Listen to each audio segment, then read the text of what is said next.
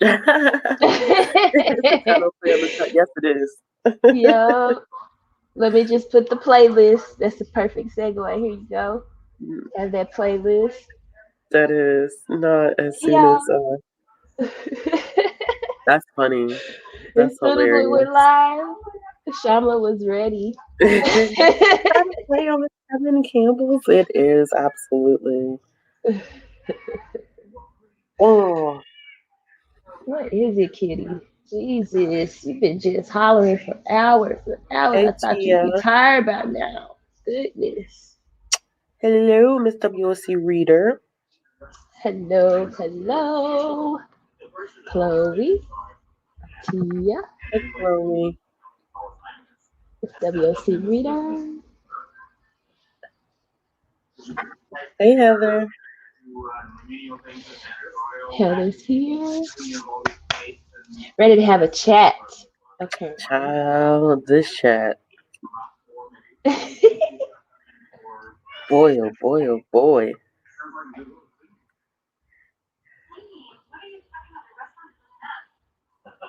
All Mm, right. Do you want to give um, people a couple of minutes? yeah, I was gonna give people about 5 minutes or so before we Okay. jump So out.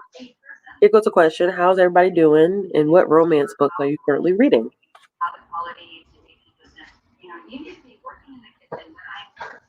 Um, Hey Sarah. Are you reading anything right now, Deidre? oh yeah, I'm reading more like things that a lot of things. For Reading more things like a lot of things. yeah. For as far as like love goes, so I'm reading Friends and Lovers. Sorry about the glare. Oh, And I'm actually further along because I'm hybrid with the audiobook on uh-huh. Hoopla. So Hey MRA. I'm a little bit further. I'm more like this far. More like that far in. Okay. What are you reading? As far as yeah. I feel like my like the beginning of February like really screwed me up. So with that being said, I don't think I ever really got over that miniature slumpy slump Yeah. that I've been in, which Yeah. sucks.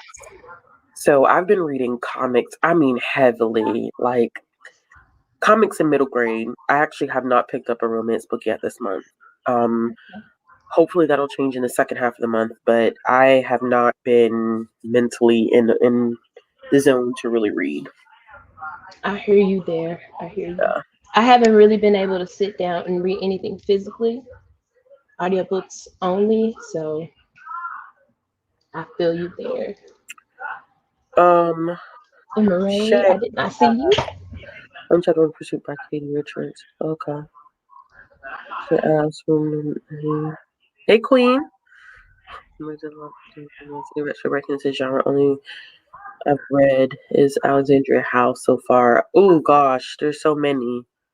Um, Nicole Falls is a favorite of mine. Alexandra Warren is another good one. Had already put Christina C. Jones. Um, Ava Freeman, if you're looking for queer romance. Um, Shay Sanders is another good one. Love is a lot. It's a lot to choose from. Yeah. Um, Depends on what you like. Um, You I said think this. Oh, go ahead. Sorry. no, I was gonna say Brenda Jackson. Um, Yeah. Brenda any Jackson. of her, any of hers. Um, If you like and then, historical, or if you like contemporary, I mean Beverly Jenkins, of course, is always a good choose for a lot of people.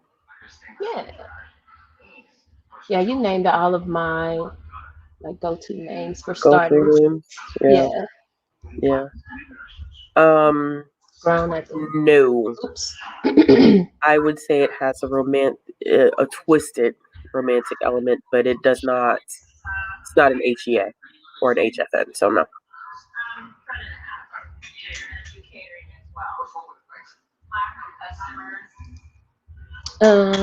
Oh, yeah, me too Yeah. on manga, but yeah, romance for sure. I just borrowed a couple against my Kindle Unlimited that Oh, I'm yeah, we're gonna talk about that. yeah, we're gonna get into it. All right. I haven't read a Theodora Taylor yet. Sorry, Rosemary Golden Series Oh, I Breakfast. have that one. I haven't read it though. I haven't read that.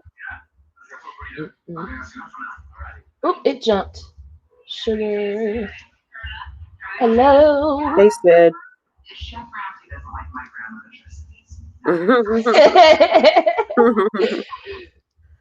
You might be Okay. able to find Thank them you, Salter. on Hoopla too. Hoopla usually has a lot of this stuff. Oh, I'm bugging. Also, if you like family dynamics, like if you like Alexandra House's McLean brothers, I would suggest the Valentine brothers by oh gosh, Tonight Is Not My Night. Nicole Harris. It's the last two names. Why I can't remember anything right now. Give me like 2 seconds so I can give you the correct. I'm trying to tweet. I meant to do this like 30 minutes ago. I did. I But put it out. okay. Stephanie Nicole Norris. Gosh, I'm bugging. Yeah. So Oh, if you like the McLean brothers or you like that the dynamic where you're following like one member of the family and everybody's kind of interconnected type of situation, that's another good one. I've read the first two books in that series and they're good. They're enjoyable. child, the way I'm set up right now. All right, I'm ready to get us popping. Let me All drop right, the you ready? intro. Yeah, I'm gonna drop the intro. Hold it.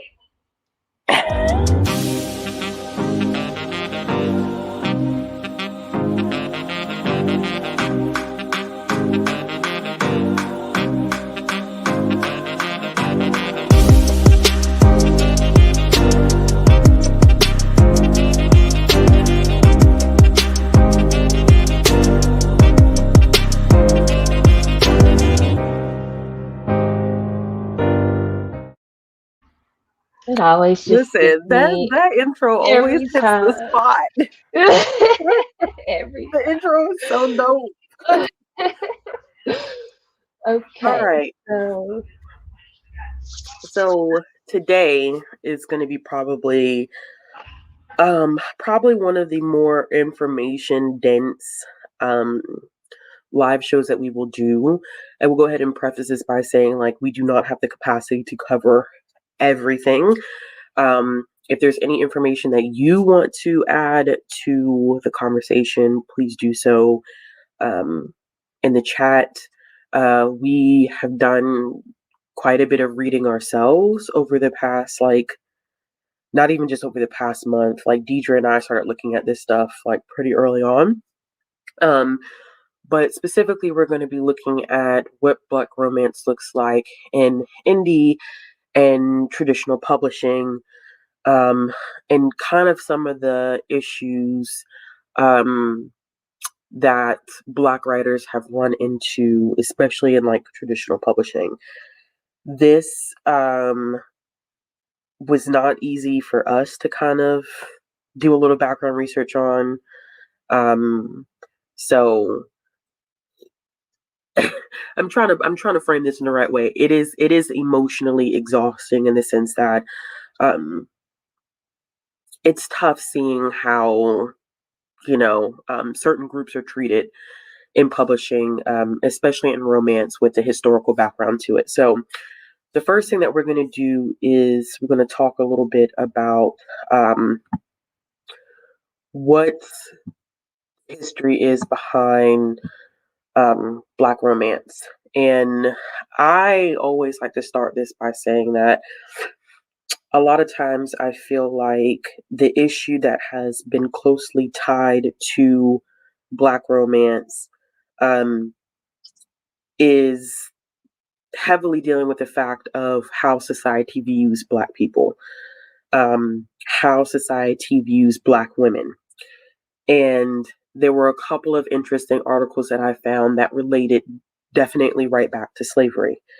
Um, and the stereotypes that were put into place associated with Black women, so that it's rather difficult to see a Black woman as a heroine of a romance novel, which directly deals with the fact that there are people who believe that Black romance wouldn't sell because people weren't interested in Black love stories, which isn't true. But when society has perpetuated certain stereotypes about certain groups, what ends up happening is that it becomes a societal norm. So if you begin to view Black people, or especially Black women, in a certain way, um, seeing them in a light that is the same as any other racial or ethnic group, um, unfortunately becomes abnormal. So one of the things that some of the articles that I read that kind of talked about is the stages that specifically like Black women have had to deal with in terms of family structure. You know, I've always said that I feel like the importance behind seeing Black love is not because it's more important than any other romance, but because it needs to be just as important. It doesn't mean that you're tearing down any other racial or ethnic groups, relationships or interracial relationships. It's not about that. It's putting value or just as much value on Black love. And that's because the whole concept of the family structure and love for the Black community was stripped away. So you think about between like the early 1800s to about the mid 1800s, so talking about like maybe 1860 ish, Black women were responsible for reproductive labor. If you think about slavery and the fact that we were looked at as an economic gain, we were the driving force behind America's economy, somebody had to continue to produce that labor. And Black women were responsible for producing that labor. So when you think about the psychological trauma that's associated with the fact that you were forced to have kids, you had no rights to those kids. Um, you had no say in determining what happened to those kids. It produces a very complicated relationship. That right there is no sense of family structure or the opportunity to have um, love in a familiar structure is kind of taken away from you. So when you take into context of history, the next question is, well, how um, how do you love after something like that? You know, like how do romantic relationships exist after that? And you have to realize that they did. And I think that when we think about the historical trauma associated with Black families, we don't think that any love existed. But after the Civil War, there was a lot of desire to recreate those families. Um, People were trying to, or Black people were trying to either find their happily ever after or reconnect with family members and build their family structures back. And out of that came optimistic stories about love. So while I think a lot of times we look at traditional publishing as being the key point in which Black love stories existed, they existed prior to that. Black people were writing for a very, very, very long time. You know, this is not the first time that Black people have started writing, but in the context of being given the same platform and the same opportunities as other racial groups, specifically white people, because let's be honest here and transparent, you're going to see that more so in the 80s and 90s. But that's not to say that Black love romance stories didn't exist before then, um, because they did. So, kind of, you can see pretty much now, like um, how this gets super, super heavy, like super, super quickly, because it's so much of um, what we wanted in terms of family and romantic relationships begins with a lot of trauma. Um, so, you know, we skip past all of that, kind of fast forward, because while I was a history major, I do not have the time and the space to give you an entire um, history lesson about about what Black families looked like from post Civil War up until the 1980s. Did you were you about to say something? I would say never mind even the whole legality of Black people being able to Yeah, read or write yeah, or yeah. whatever. So Or we got to even or skip even that. get married. Like there was Yeah, yeah, no, there was no legal benefit. Um, yeah. or there was no opportunity to have legality in terms of marriage, which is where you get traditions like, like jumping the broom and holding your own ceremonies and stuff like that. It's because we weren't given that opportunity. So whenever we talk Yeah. about Black romance, and people don't seemingly see the value in reading Black romance, you have to look at it from a historical context and why it's so important. And I think a lot of people always forget that. Um, People always seem to think that this is just something that's popping up now. The conversations about the Black family unit or Black people experiencing love, people seem to think like, oh yeah, this is just it's not a modern issue. It's something that was stripped away from the Black community from the time that we were unwillingly brought on the shores of this country. So that's why it is super important, not just simple representation, but it is something that was taken away from us. And it is due time for Black people to be able to see themselves in a positive light. And that also goes back to the fact that those stereotypes that were created during slavery, like the mammy figure, um, I mean, you can going up now to the angry Black woman. Even one stereotype is like, I forget how, because I was watching bits and pieces of some interviews where someone described it as like, the Black woman dressed in red with the lipstick singing jazz. You know what I'm saying? Like those stereotypes are still present today. So that's why and I keep going back to this comment because I think the comment that this person made, while they had no ill intention behind it, it makes sense as to why someone said to me at one point, I read a Black romance for the first time and it was a culture shock. It was a culture shock because society has taught you that two Black people being in love despite sexuality, gender, identity, or whatever is abnormal.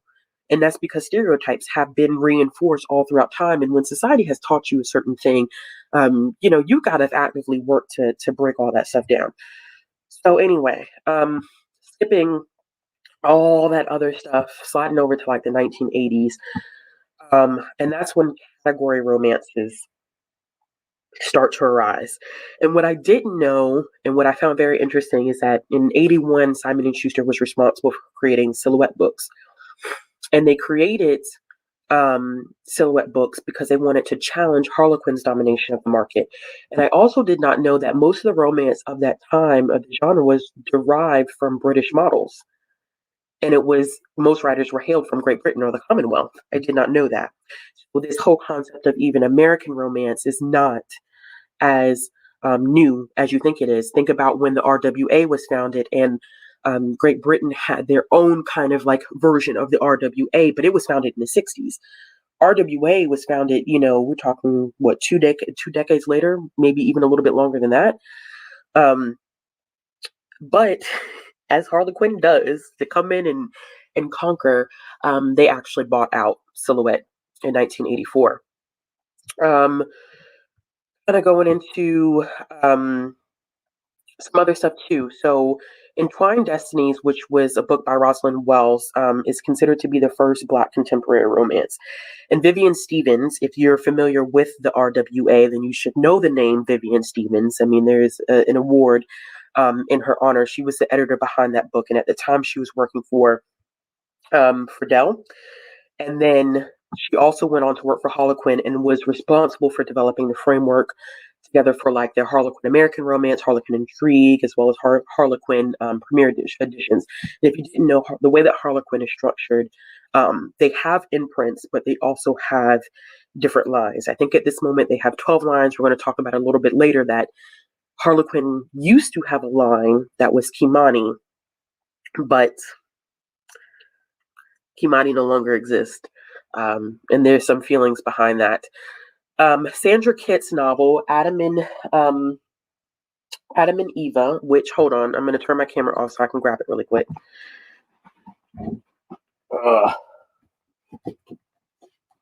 Don't mind me. And my grunt getting old. Okay, so this, Harlequin, this was actually produced by an editor in Harlequin in 1984. And this was a big deal because Harlequin at the time was known as a major publishing house.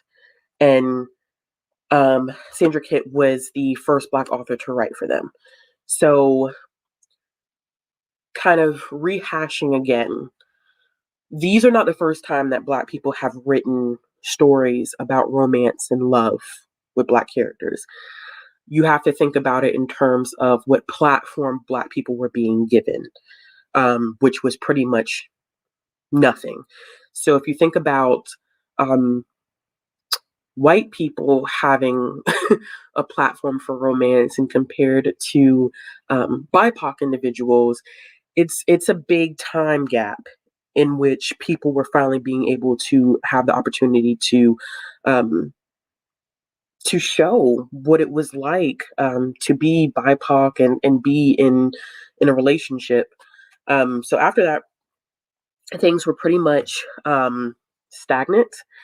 But in the 90s is when we start to see things kind of change. So in the 90s, you had I don't want to say her name wrong, but I've never heard anybody. I should have Googled like somebody saying it. I don't know if it's Letitia or Leticia. Do you know? I've been saying it. I've been saying Letitia, but that's I just think it's Letitia. But Letitia Peoples developed Odyssey in the 90s. And that was a big deal because what was happening is there was a kind of I don't want to call, but it is a magazine of all in for all intents and purposes called Romantic Times. And Romantic Times just had all this information basically about, romance that was out at the time, whether, people writing different pieces or people giving their opinions. And, at that time, people, someone asked, so actually a white woman had asked, when is the time to see brown people in love? Like when is the right time to see that? And she did end up developing Odyssey. It did not last very long. But it was kind of that opportunity to show that people were ready for what was termed then as like ethnic romances. Um, Unfortunately, it was also against the backdrop of famous publishers such as Zebra and Dell that were not accepting, which is funny because some of these individuals end up being a part of some publishing houses that then go on later to do so, publish Black books. But at first, they were saying that we're not going to take Black manuscripts because the masses, i.e., white women, were not interested in reading ethnic romance, which this is not something new to publishing. I know we're talking about romance here, but in the context of publishing in general, the same thing or the same concept had been established for a lot of things. I just did, just to kind of give you some context, I just did a presentation at work about children's literature and what that has looked like from, I mean, from not the beginning of time, but from pretty early on up into this point, and just looking at different BIPOC groups and how their experiences have been. And one specific group went to go publish children's books in the 80s because they wanted their children to see books with a Black experience. And there were editors out there telling them that nobody was interested in children and books about Black kids. So to see this in when I was reading and doing whatever, to see a comment like this that says that they weren't accepting manuscripts because the masses, white women, were not interested in reading ethnic romance was not actually that shocking to me because of the fact that it was happening across so many different aspects of publishing. So publishing is a shit show. I mean, when it boils down to it, publishing is a shit show. Publishing is still a shit show. Um, and when you think about the makeup of publishing, that's what's happening. If you don't have a diverse group of people, calling for representation or knowing what to look for or fighting for, then you're not gonna see the best results. But that's a whole different conversation. So moving on to 94, Pinnacle Books, which is an imprint of Kensington, launched a new line of romance novels that featured Black characters written by Black authors, and that new line ended up being Arabesque. Um, Arabesque was technically the brainchild of Kensington editor Monica Harris. Um, and what's so interesting is if you go to Kensington's website, and I can't even remember to tell you like how I found like it was almost like it was an interview with who would have been kind of like the owner of the company at the time, and the wording made it almost seem like the person who was the owner at the time was the one that was responsible for it, but it was a white man. I'm like, nah, I'm not buying that. I'm not buying that at all. So in 98, they actually end up selling Arabesque to BET because what they were trying to do was expand their market, and they knew that BET would be a good group to partner with. And the partnership originally was actually just going to be a book club, and the book club was a way for them to get new members. But BET was like, we just want to buy it. Like, we want to take it from you. So they actually said that they would help them with the publishing for 5 years because BET had no knowledge of what it was like to move and groove in the publishing industry. Unfortunately, things got convoluted and messy because BET and the imprint were then sold to Viacom, which that in itself is Viacom and all of that is a very, very interesting conversation, especially when they acquired BET and what that did to BET in the long run. But they were sold to Viacom, and when they were sold to Viacom, guess who got imprint? I give you one guess. Who got the imprint? I'll wait for y'all. Y'all tell me who got the imprint.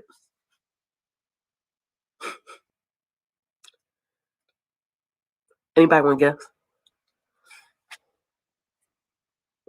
Deidre, you got to guess? Who bought the imprint? I'm sorry, I didn't hear the question. I'm sorry. I'm so sorry. It's not my fault though. I said who bought when BET was sold to Viacom, who got the Arabesque line? Heather, yeah, it was Harlequin. I don't know. But say Harlequin be swooping in and taking everybody's shit. Harlequin got the imprint. But I couldn't find much information on this, which I thought was interesting. When Harlequin bought Arabesque, Kensington could not publish anything for 5 years, and I don't know why that is. So they stopped publishing, and there was no explanation on their website as to what happened or what type of agreement or communication or what happened. What year was it? This was so in 98 they sold it to BET, but and it didn't make sense because the timeline, first of all, this is coming from their website, but for me, it didn't make sense because they said that they didn't publish or they weren't able to publish anything until the end of their 5-year period, but that's how Defina Books came about. Okay, So that's where I was asking what year. Yeah. Okay. So Defina Books came about after they sold Arabesque, and that's where you get like Mary Monroe, Kiki Swanson, Rochelle Ayers, Carl Weber, Rashonda Tate Billingsley, like all of that came out of Defina. But I'm not sure what happened contractually where they stopped, because for a period of time they stopped publishing Black romance. But then when they founded Defina, that's when it all came out. So of course in 2006, Harlequin launched Kimani Romance, and Kimani Romance was the result of Harlequin buying Arabesque. Is it sepia or sepia? It's either sepia or sepia, one of the two. I say sepia, but sepia, I could be I'm thinking the color. I'm thinking the color. But yeah. Um, Arabesque Sepia and New Spirit, they bought all those from BET. And Kimani was the only mainstream line that focused on telling Black romance stories, um, which we all know that Kimani actually was discontinued, and there's been a lot of uproar about the fact that that line was discontinued. But what I found in my reading, excuse me, y'all, I apologize.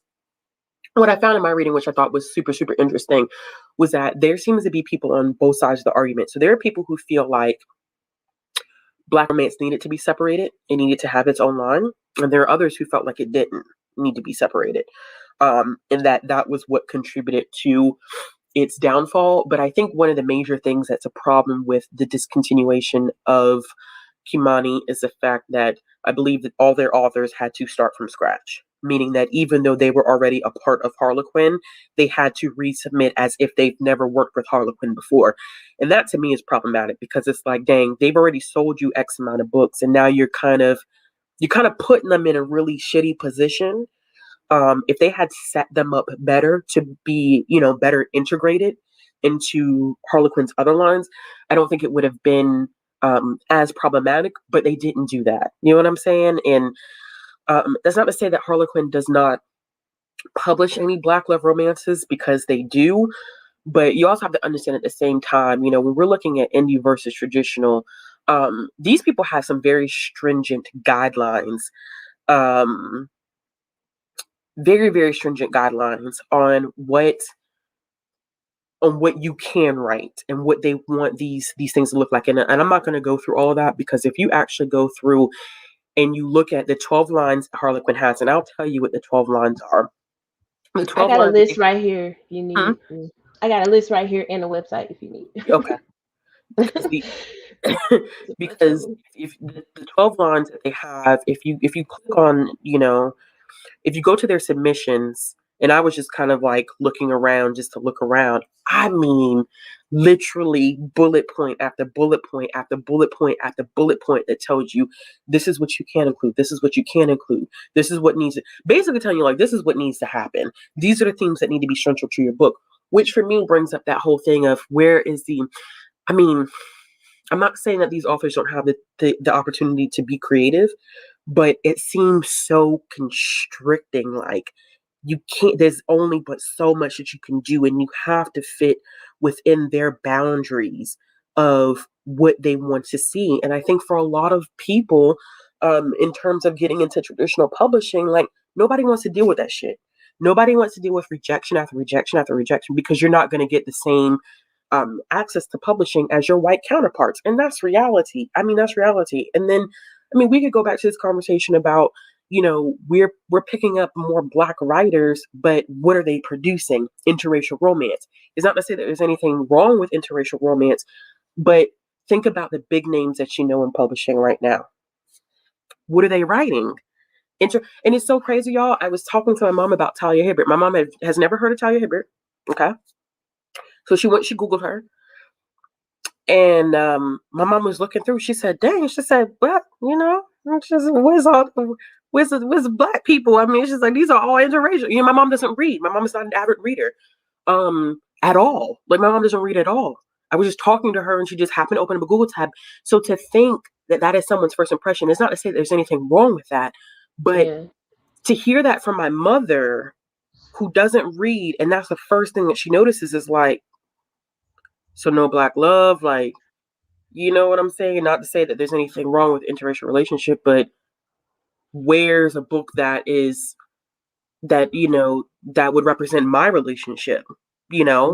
that I could see myself in. So I won't keep because I feel like I've been talking for about a good 20-25 No, minutes. you had to lay the foundation and the history. So, I mean, a lot of my points that I have to cover are going to just basically reiterate a lot of what you've already said. Mm-mm. Um, as far as Harlequin goes, I just wanted to point out specifically for the love inspired and the love inspired suspense line, they can have no on page premarital sex, no profanity, no drug use or anything of that nature in the story or on the page. So, and you just think about, that's 2 lines of the 12 that have very, very specific and strict guidelines. And I can only just imagine how it would feel to not only write a book at all, but to write a romance and then have, so many so many restrictions, I guess you could say. Another thing about Harlequin that I wanted to mention was from like an accessibility standpoint, like where could you buy a romance at, and where would people, just a regular average reader, be able to find it outside of a library if you're in the States. So in 1971, the president at the time was Lawrence Hensley or Hinesley. He struck a deal so that romance novels could be sold in grocery stores. And I thought that was interesting because, like, in the 70s, where were the majority of women? And if there was like one of the quotes on that particular article was that, while they're shopping in the freezer section, they could get a romance to help them escape whatever their life was or whatever. And then as far as the lines that they closed along with Kamani, just putting this out there, it was Harlequin Western Super Romance, which I didn't get to see exactly what was in that line, but that sounds like paranormal, I guess. I don't know. And then Nocturne, don't know what that was. And the reason they gave was an ever-changing market, which that really pissed me off. I was like, that's all I kept seeing whenever I was trying to find a reason for why they would get rid of this line. That it wasn't like it wasn't still making them money, because even if you look at the statistics today, Black women especially make up one of the largest demographics of the consumers in the romance genre. They do. So it doesn't make sense that they would get rid of this whole line that kind of caters to their biggest consumer. It doesn't, like, I need more than an ever-changing market. Like, that doesn't make sense to me. And so when Kamani was formed, they were formed by purchasing Arabesque, and there was 2 other imprints, but I just know that we're highlighting the ones that are doing Black romance. But one of those was Arabesque, and their last release was in 2015. There's another line, if we're gonna just kind of skip a little bit, so I don't double cover you. With Kensington, when they acquired Arabesque in '94, it was exactly 10 years later that Defina was born. So that's why I was kind of interested in the timeline for that, where you were saying they couldn't publish for 5 years. Yeah, and it was so weird because I was looking at Kensington and just kind of looking at their imprints, and it was weird because it wasn't clearly. I mean, they're gonna write stuff that's gonna be in their favor. I mean, marketing 101. But it was just weird because there was no explicit answer as to what happened when.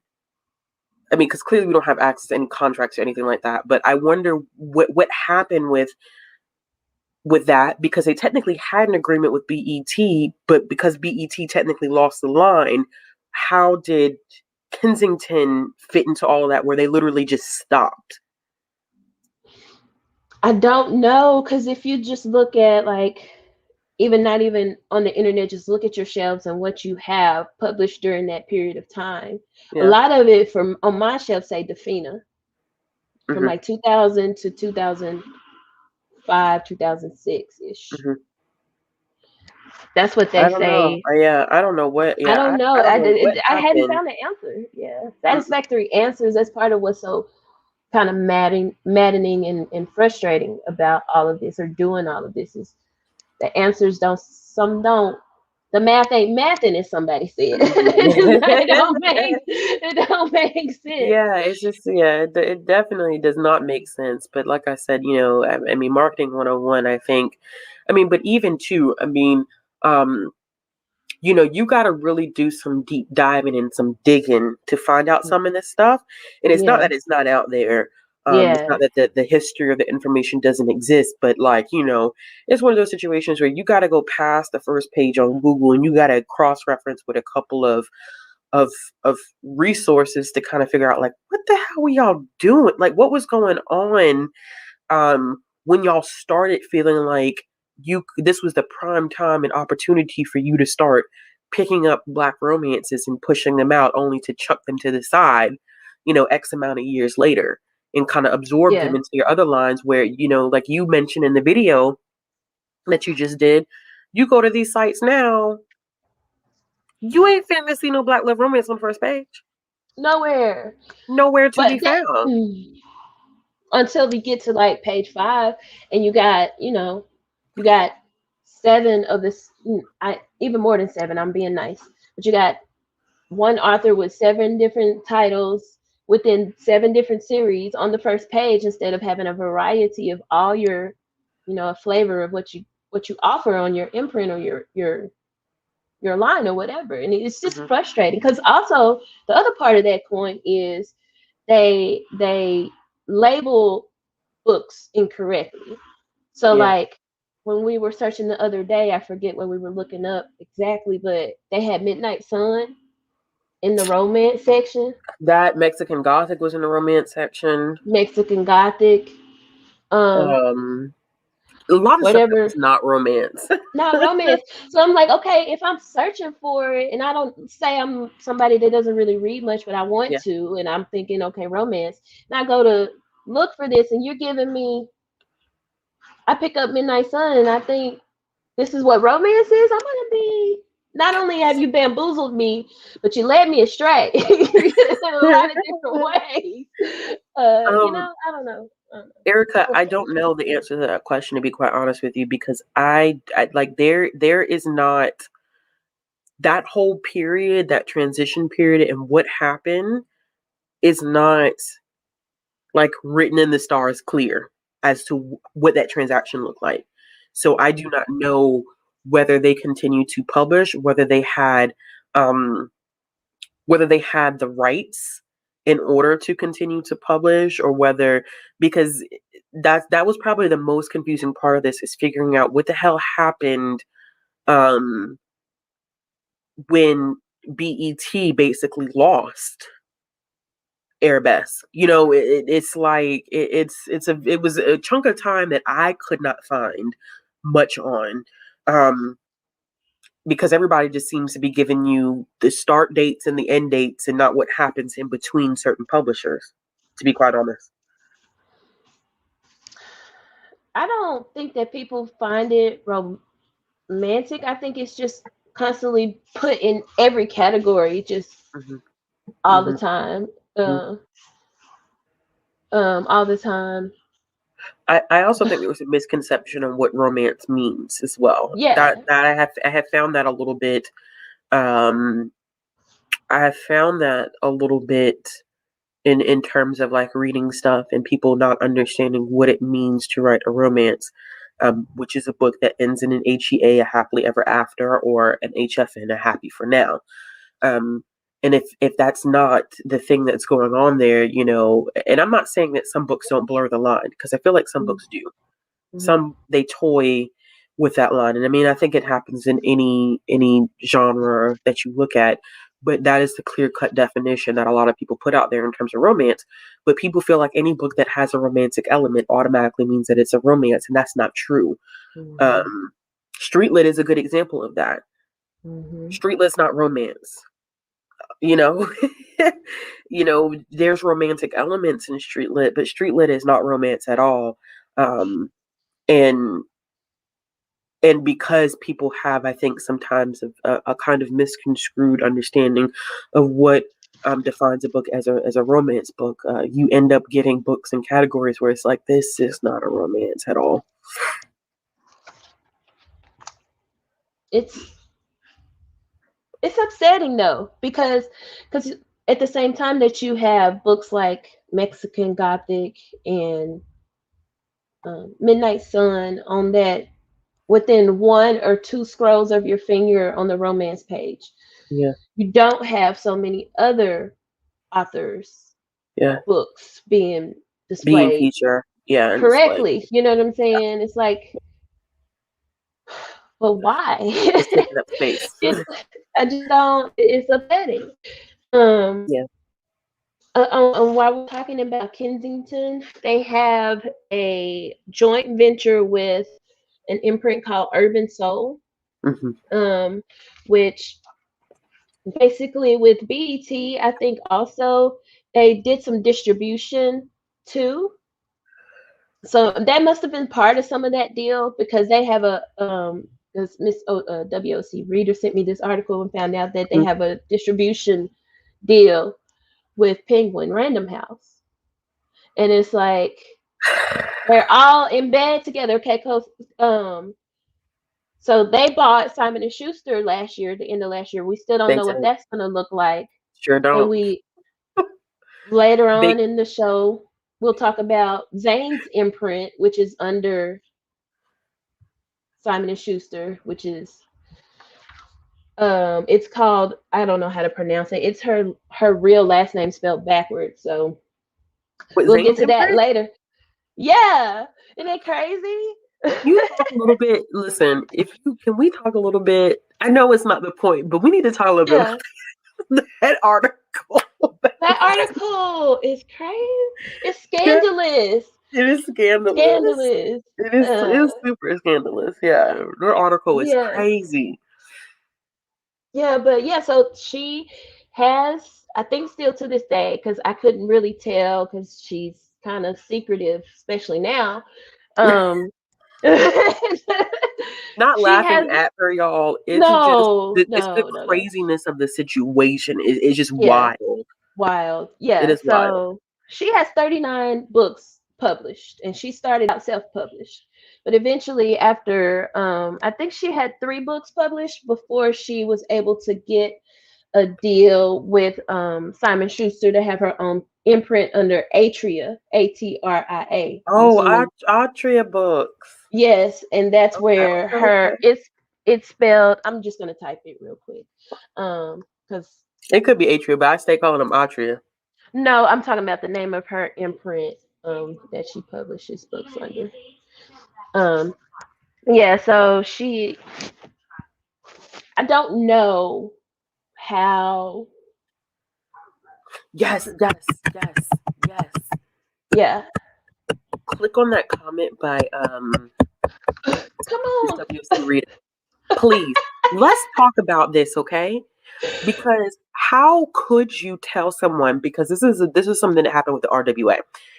How can you tell someone I don't want your book, but I want you to teach our white writers how to write diversely? What Bro, I the? wish a motherfucker would. I would have slapped the shit out of that woman. I would slap the shit out of her.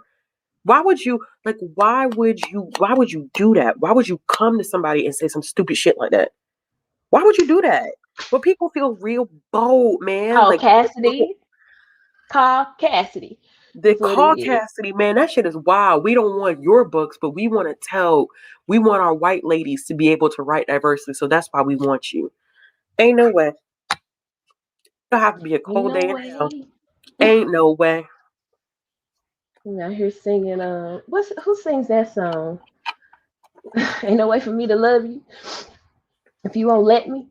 Listen, publishing, y'all out here making it hard out here. I can understand why people are self-publishing. I mean, I really, Yeah, I can see, I get it, I I get it. get It's not that I didn't get it before, but I extra double, super squared get it now. yeah, yeah. It's upsetting. It is it's super. I mean, but we all know, I mean, we can get into this whole conversation about the issues that the RWA has had. Um and listen, okay? A hot ass mess. A hot mess. And people want to pretend like because you have these major publishing houses producing lines with Black books that all of a sudden race is no longer an issue. But you got people, come on now, saying wild stuff like that. Just out here doing that in these streets, as Bree would say. It's too much. It's too much, and that's why I keep going back, like you said, keep going back to the fact that I can understand why you have a lot of Black romance writers who are basically saying, I don't have time for the bullshit.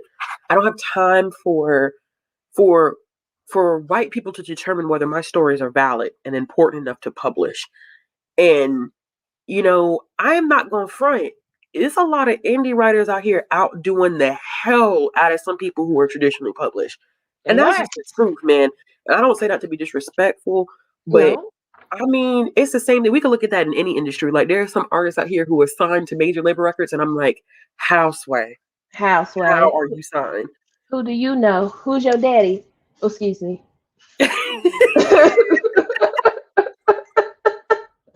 I'm just saying. I mean, it's the truth though. It's the truth. Like, you like, and that's not. I mean, some people like to go that route. Some people prefer to go that route. But I understand, and that's not to knock anybody that goes that route. Much respect to you, but also much respect to those authors who are like, I ain't finna do it. What is she talking about?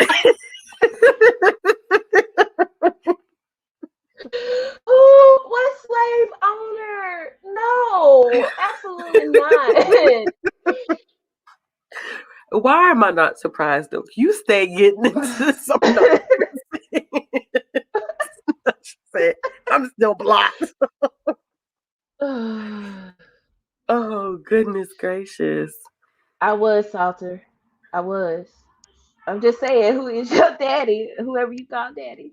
I need to know, because it doesn't make sense. It doesn't make sense. Oh, okay. So Sid said Katrina Jackson has said that even books by Black authors from traditional publishing are anti-Black. Oh yeah. Yeah. Just because some of the guidelines are that set up are like anti-Black. That, from the beginning. Yeah, from the beginning it's anti-Black. And at the end of the day, like, keeping it 100, I mean, let's not just assume that white people can be anti-Black, because you got Black folks running around who are anti-Black too. Woo! I said what I said. And then it was that. I said what I said. Boom. And that's that. And that is that. I mean, call a spade a spade. I'm always going to call a spade a spade. Please do. Shoot, if it walk like a duck, look like a duck, quack like a duck, what is it? A motherfucking duck. Thank you. Yeah, I think I hit, as far as like little bullet points about the different imprints. I think we touched that pretty well, because it's all not whoop. There it is. Oh goodness. I think we hit all on it, because I do have a part 2 coming up, and I'll go into a little bit more in depth, trying to make it all make sense. Maybe I'll have a graph and hit, some lines and stuff. We'll see. We'll see. Graph and some lines. Not to give it a conference presentation.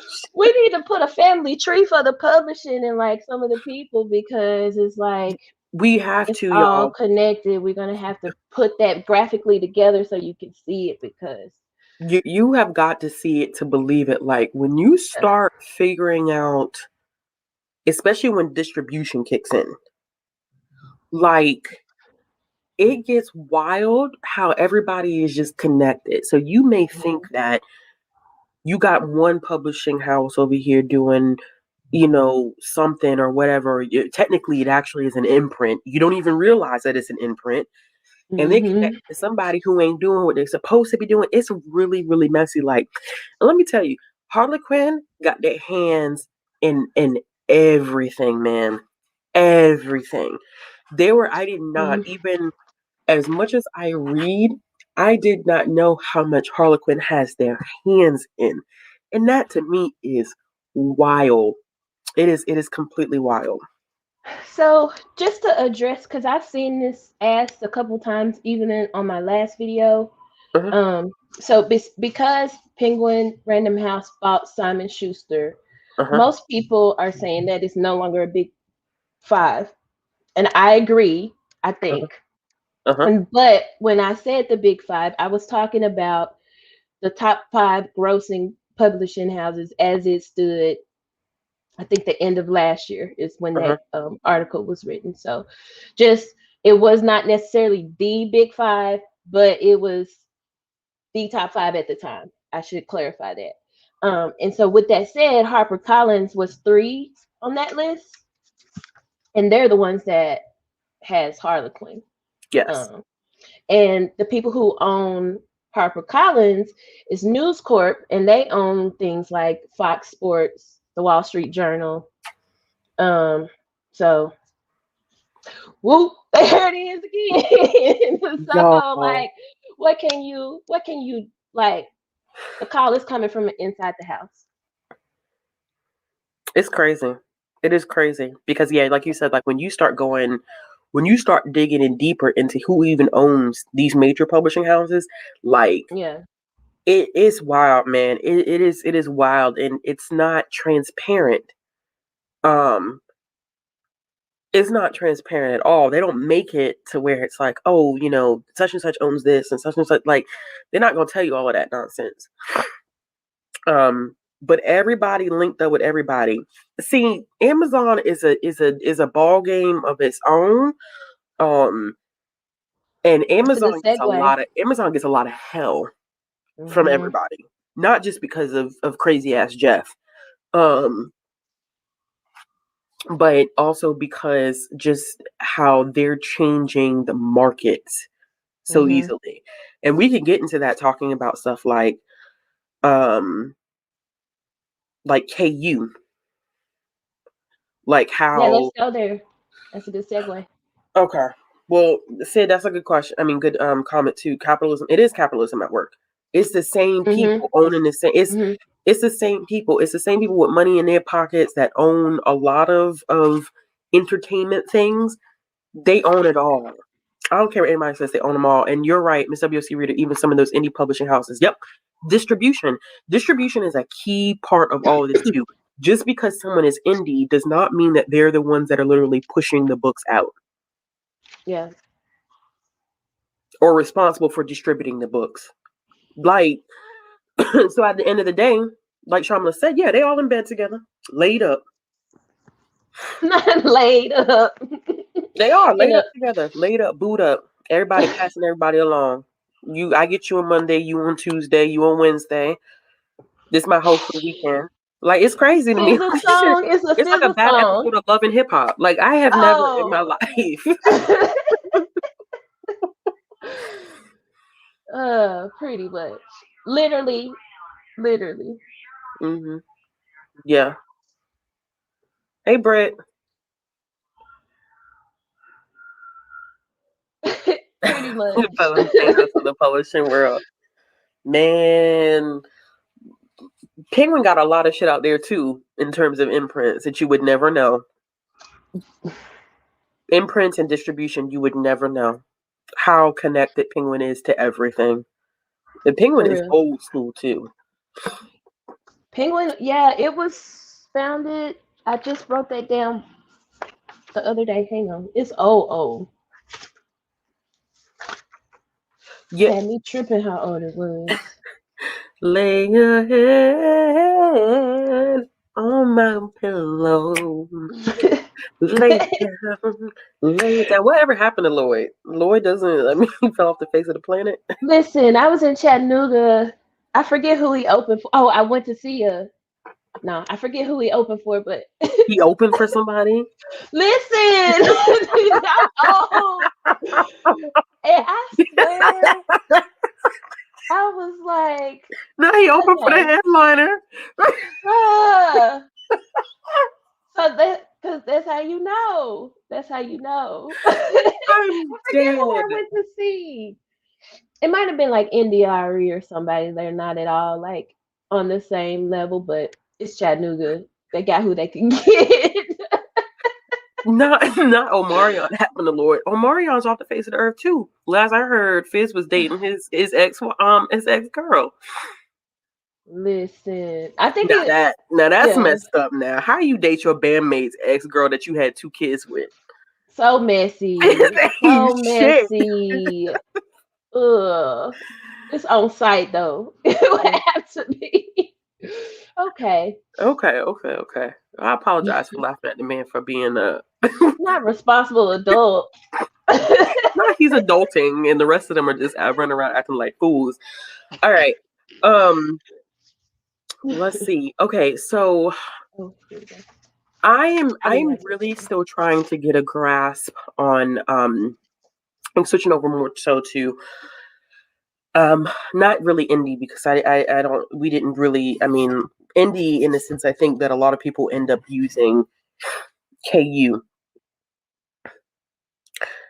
Salter, I'm not tonight. I'm not following you up. I am not following you up. Okay, I just had to show. I'm not. What was so interesting is that I was very intrigued about it was a video that Christina C. Jones had put out a while back. Not like a long time ago, maybe like 3 weeks to a month, if that. And she was just talking about like how to support Black indie romance writers.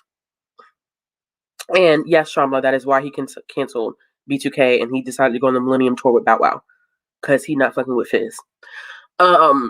So I was interested, and usually I'm a silent watcher of her YouTube channel, but I commented because I wanted to know, like, from the BookTube side of things, like how could we support them. But in that video, she was just talking a little bit just about different ways, and how they opt into the KU program. And I heard a little bit about KU, mostly from scandals that came from authors who were opting into KU. So KU is technically, if I'm even, listen, let me tell y'all, even the guidelines when you go to Amazon's website about this stuff, okay, I always feel like none of this stuff is crystal clear. Some of this stuff is just not truly accessible, and trying to figure out what exactly is going on. So from my understanding, Kindle Unlimited works with their Kindle Direct Publishing, KDP. So authors have the option to opt into that. It's not something that they have to do, but there are some perks that are associated with it. If you go online, I mean, you just type in how Kindle Unlimited works. There are a lot of articles out there that will tell you like what are the pros, what are the cons, et cetera, et cetera, et cetera. So authors opt into KDP, and there's certain guidelines that they have to follow. And Deidre and I wanted to explore this a little bit more because we were trying to figure out like how do rights work when you have something that's enrolled in Kindle Unlimited, because we were trying to figure out how we were able to get access to like Alexandria House's stuff and Christina C. Jones stuff via our library while stuff was still enrolled in Kindle Unlimited. Because in one article that I found, it was saying that they have exclusive rights to it. Now, from what I kind of got from it, I'm thinking that meant that they had rights to the digital versions of all these books. I don't think that it necessarily includes print or audio, which would explain why if you go on Hoopla, you can listen to the audio. Maybe your library has access to it through Libby, but you cannot find the ebook copies anywhere else. That's what I'm guessing. So when an author enrolls their book, and I'm going to answer your question, authors do not get paid if people don't read the book that they borrow from Kindle Unlimited. That is true. They get paid based off of the number of pages read. And there's a rate that Amazon sets, and that's how much they get paid per page. So there was this big controversy surrounding authors who were putting links in the front of their books that would jump readers all the way to the end of the books. and it would count as pages read, or authors would like pack a book, meaning that there would be extra stuff in the book and it would count as pages read so they could make more money. As a matter of fact, if I'm not mistaken, I feel like Alexis Riley, who was pretty popular on BookTube, I feel like they got suspended from Amazon for that a while back for trying to game the system. You said Amazon sets the rate for which they get paid per page. Is it the same for everybody? Is it the same for everybody? It's a set rate. Is it different per genre? That's what it says on their FAQ, is that they set a rate. They set the rate. Nobody talks about the rate anywhere to each other. Probably. I found an article, not through Amazon. It was an article that was able to get the rates as of 2019. I wasn't able to find anything as of 2021. I'm sure it exists somewhere, but I was only able to find the rates as of 2019. And I mean, the rates are not, you know what I'm saying? Yeah. But one of the points that someone was pointing out, or something that someone was analyzing and trying to look at the pros and cons, is that, if you're selling an ebook for 99 cents, it would probably be more beneficial to enroll it in KU because you end up making more in the long run.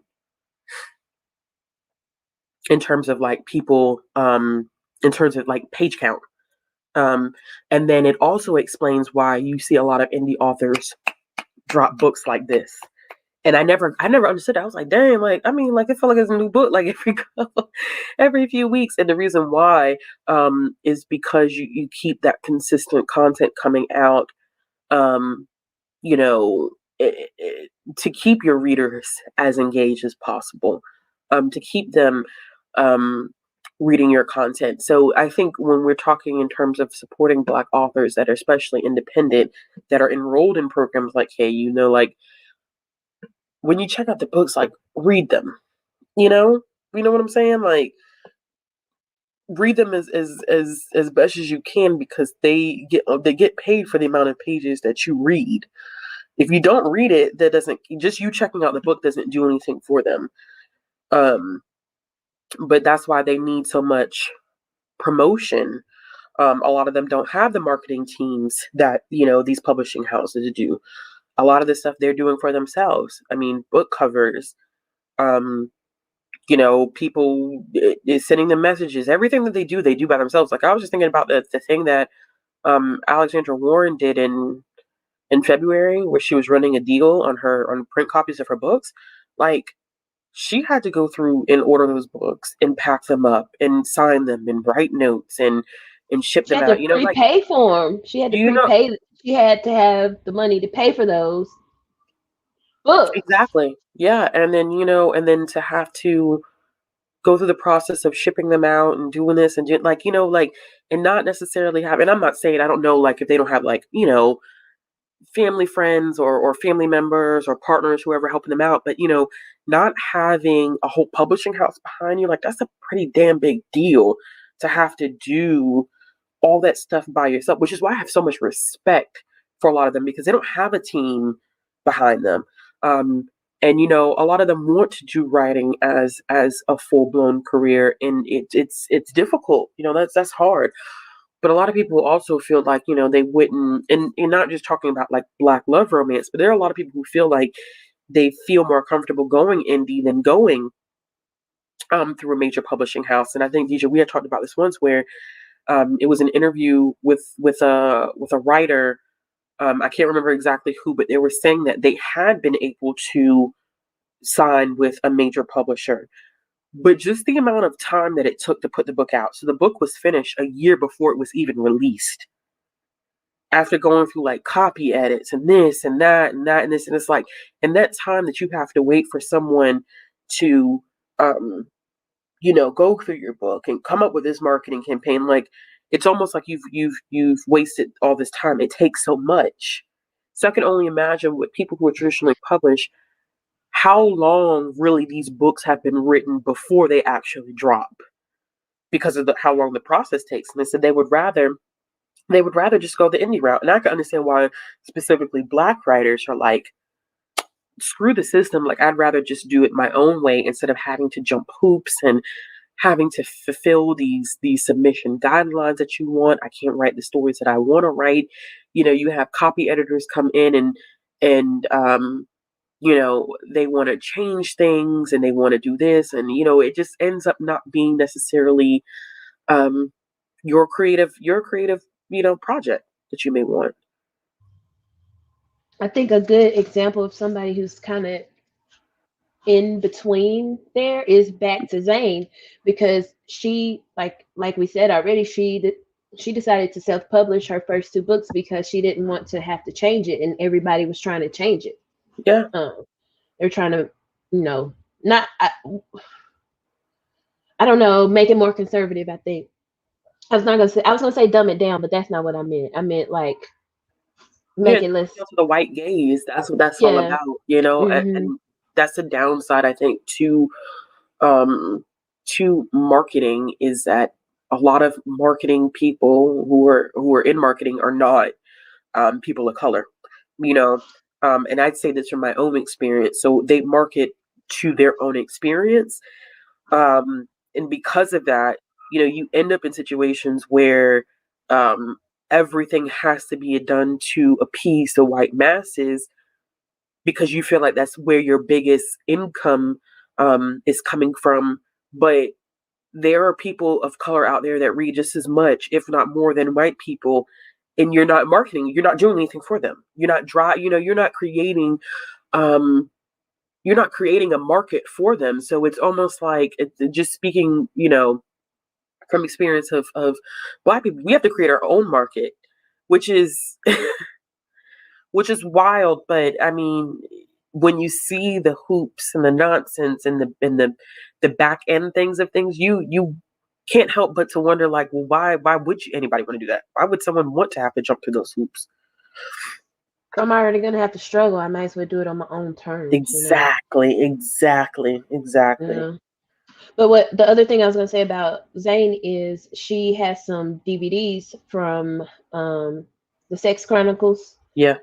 It was a show, and they're being sold on Amazon. I don't think you can get them anywhere else. Yeah, I So watched the show too long, too young. I had no business. No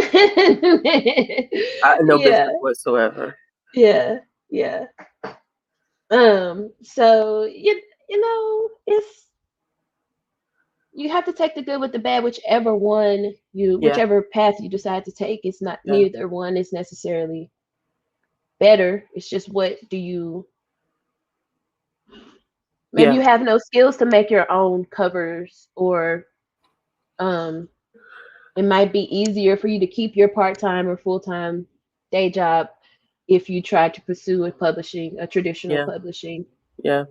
or the opposite. So I don't know, it's so hard. You know what's so crazy to me too is the argument that for you don't know that there's black people in a romance because of the covers. That's bullshit.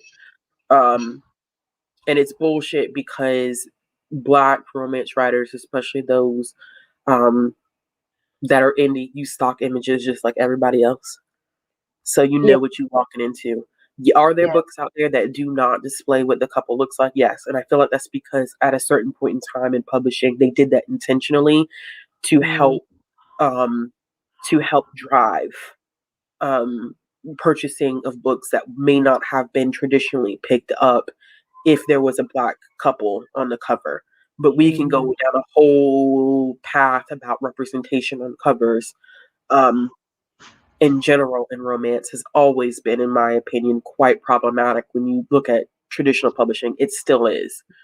And that's just not in race and ethnicity. I mean, I'm talking about even like plus size romance. You got a skinny ass model on the cover. Like that shit makes no sense. But that's mhm, how traditional publishing works. It's crazy, but it's the reality of the situation. mhm. I mean, I could go on forever just about the covers and the marketing. So Yeah, I the really, marketing alone is pretty tragic. Um, and it makes me wonder, like, how do some of these romance writers who are traditionally published, like, how do they navigate this? Like, what are their experiences like? Like, how do you? especially if you're not established. You know what I'm saying? Like if they don't already Mhm. know that a market is going to, let's use some old school people in general, Brenda Mhm. Jackson, Beverly Jenkins, like Yeah, yeah. uh, I mean, even down to like Carl Weber. Like, how do you know? Well, how do you deal with it if you're not an established writer? Like how do you enter a market like that, knowing that you have no, you don't have anybody, like there's no definitive proof at the end of the day that you can make these people money. So Mhm. how do you navigate it? Um, and feel like you still have creative rights to your work, Yeah. like you still can produce what you want to produce. And I'm not saying that some of the people who have been traditionally published, like they're not happy with their work or their story's not out into the world, but I would really like to know, like, the nitty gritty, like what actually happens, like what Mhm. crazy shit do you see from editors? Because Salter even made a good point, like, you What know, happened? having black editors is probably important as hell. Like something, it seems like it would be seemingly small, but it's not small to have a black editor, working on the work of someone who was also black. It makes a hell of a difference. Um, but the way that publishing is set up, it's like you can't make some of that magic happen because in terms of how they hire, it doesn't happen. So I think that I need to find the actual company that does it. They put out the publishing report every single year. Um, Which one? I'm gonna find the name of it because I don't want to get it. Lee and Low. Oh. So Lee and Low, they do a diversity in publishing um, survey every year, and the numbers never. Like in 2019, the industry overall was 76% white. Like, I mean, 74% were cis women. 81% of the people working were straight. 89% of the people were non-disabled. Like when you're working with numbers like that, like how the fuck can you produce anything that's different? Because you don't have people there speaking to real life experiences. So I don't know. I really don't, like, I mean, publishing as a whole industry wise is not good. I mean, I have to look at the numbers for children's stuff. Um and there was one year, if not most recently, there were more books published with fucking animals than books with black kids. Like, what the are you serious? More books published about animals and inanimate objects than black kids? Like, so it's not really surprising to see how black romance writers are treated in the industry, because I think from my point of view and perspective as a librarian, I see it all the time, but still it's just mm, I have no idea. It is. The Lee and Low report is depressing every damn year that it comes out, because I think every year, and it's not saying that improvements don't happen, but it's like it's so slow. It's so slow. Even in the library world, y'all, libraries are very white, very cisgender, very much so dominated by women. It's just everything that deals with literature as we know it is very much so dominated by white people, cisgender people, um, and heterosexual individuals. So it's very, it's just, I get angry. I really do. I get angry every time. Every time. Yeah, I mean, it's just upsetting because you don't know where to turn. Like, where do you go first? What fight do you pick Yeah, first? yeah, it is. I don't know. Yeah, that Yeah. used to be the thing to do. Sell your books at the back of your car. You know, Master P that thing like he used to do those albums. Zane was selling Zane for her short stories, just based on the article you sent me, Deidre. She was selling her these 12 new stories. She would go and get them copied, like print them out, Mhm. like Kinko's print them out and bind them and sell them Mhm. herself. Like Yeah. I that's mean, and you know, I mean, some people just make a whole. I mean, she's definitely a trailblazer in that regard. yeah, she is. But like 39 books at this point she has. Yeah. Um, and I couldn't figure out how many outside of the first two were self-published and how many she published under her own imprint Hmm. because I didn't go that deep into the history because I was already mad. but like, but her website is eroticnoir.com. I'll put it in the chat.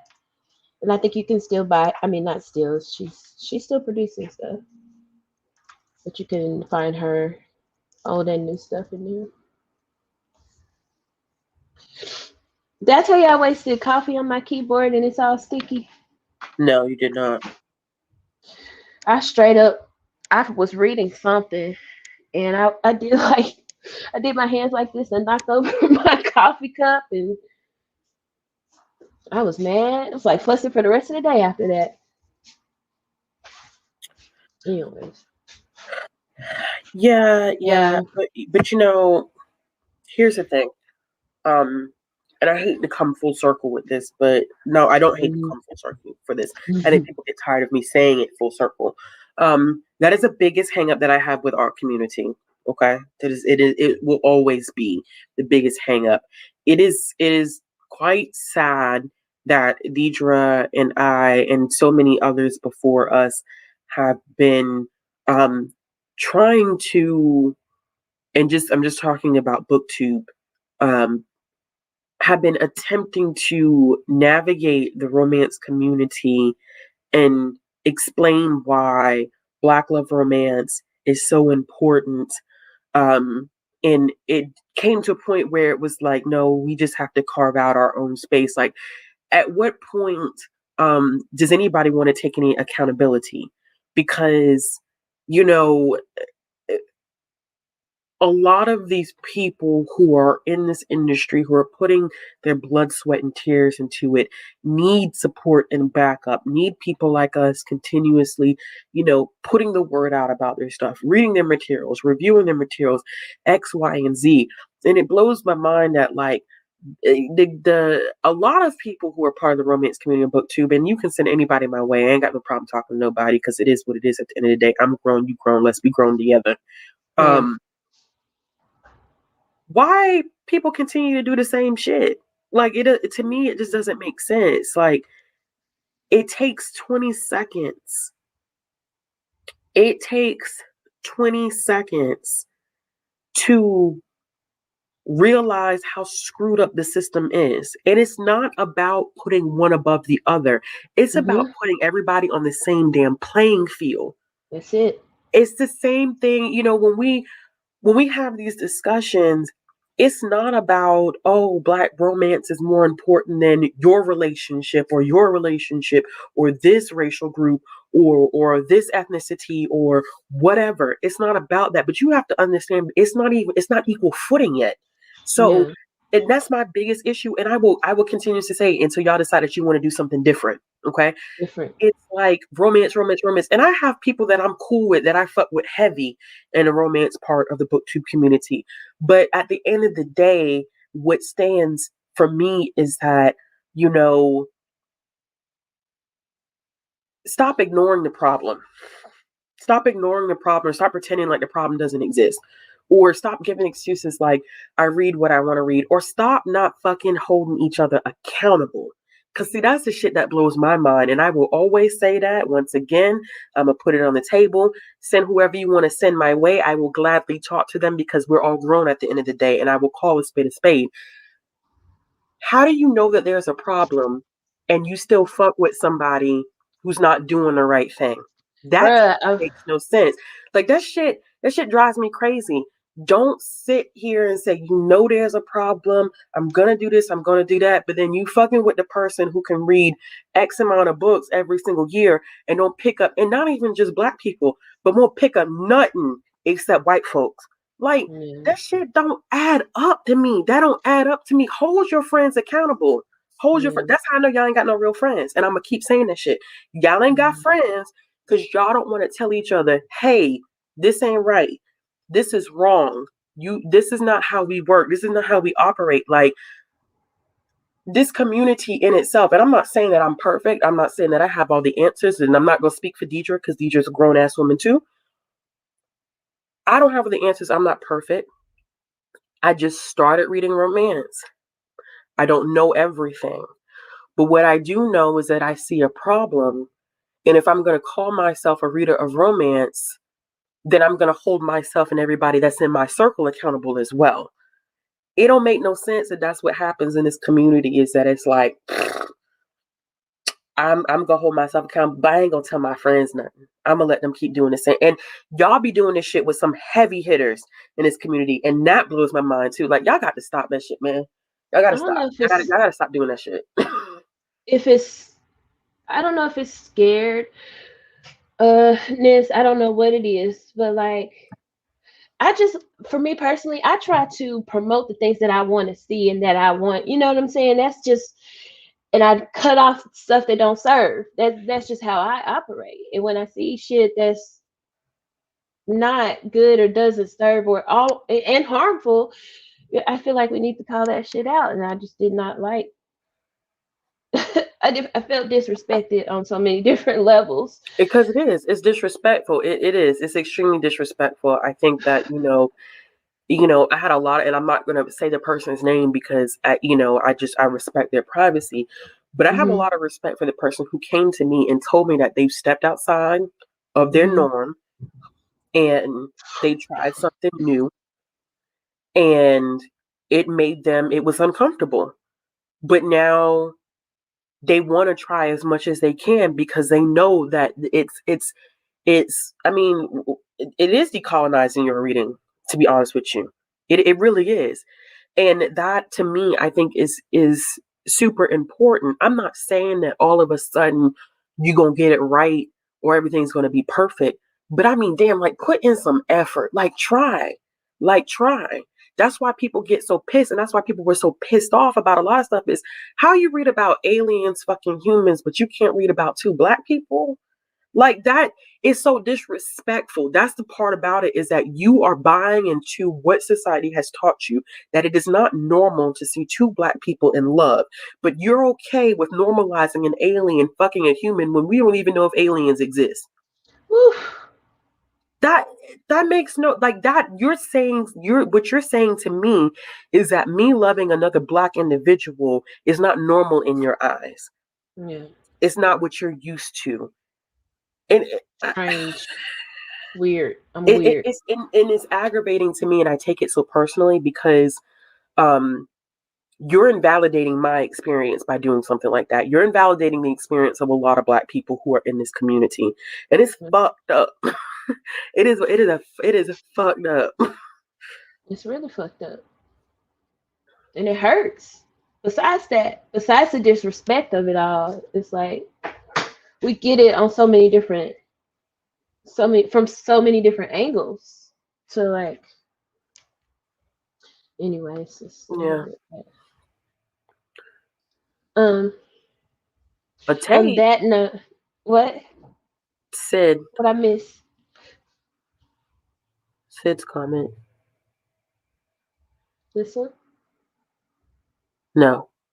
Oh. I saw a take recently that said white booktubers. Okay. Don't want to read black romance because black people are always fighting. I'm trying to make it make sense because like do y'all not argue with people? Do y'all the white people, and I say y'all, I'm not talking to you, Sid. Like, do white people not fight with each other? Like, we're not always fighting. That's like ridiculous anyways, but is it not human nature to go through different emotions. Like, I don't It don't just make say you sense. don't want to read it and go. Like, why y'all gotta make up these dumbass, weird ass excuses? But you know what? I'ma always say it, and this is I'ma stand in my truth on this, and I will always stand in my truth on this. Like, if you don't want to read it, don't read it. Don't Say you don't read want it. to read it. Say you have no interest. But don't get your ass on the internet, on Beyonce's internet, and talk about how you're an expert. How the fuck are you an expert? Whew. How? How are you an expert?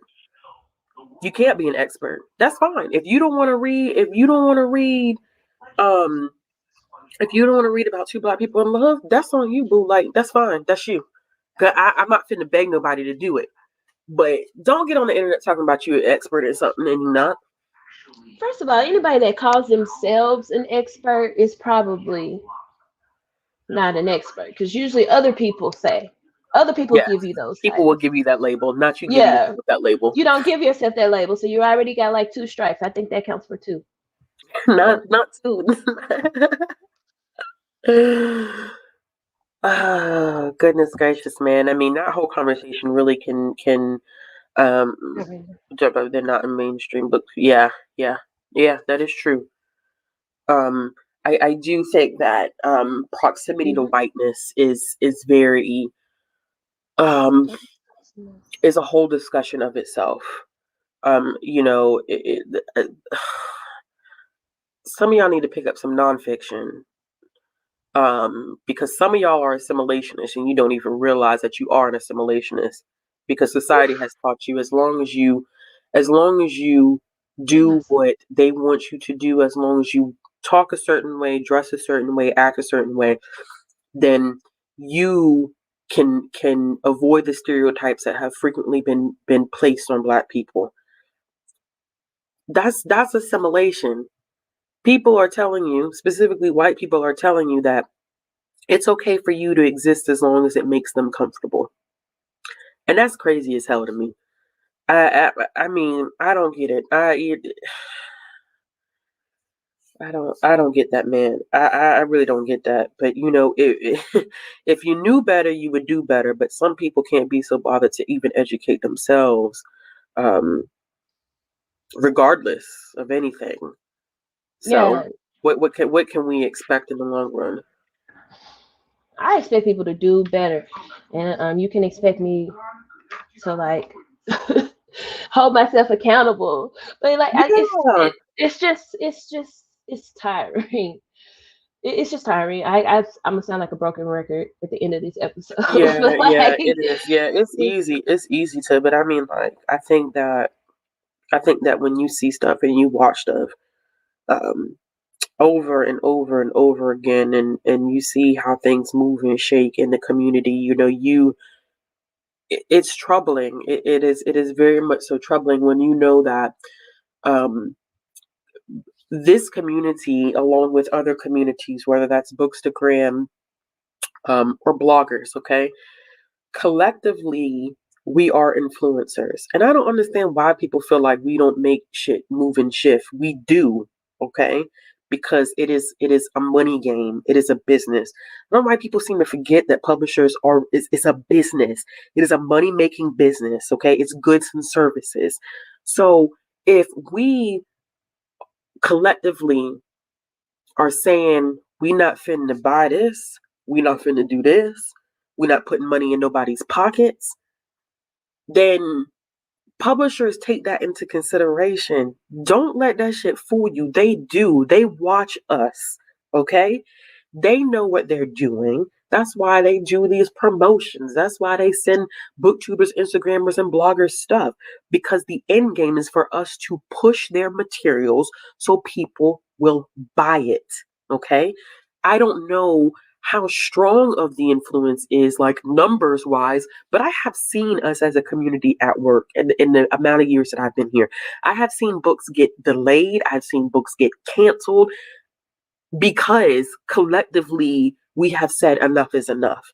So for me, it's one of those things where it's like,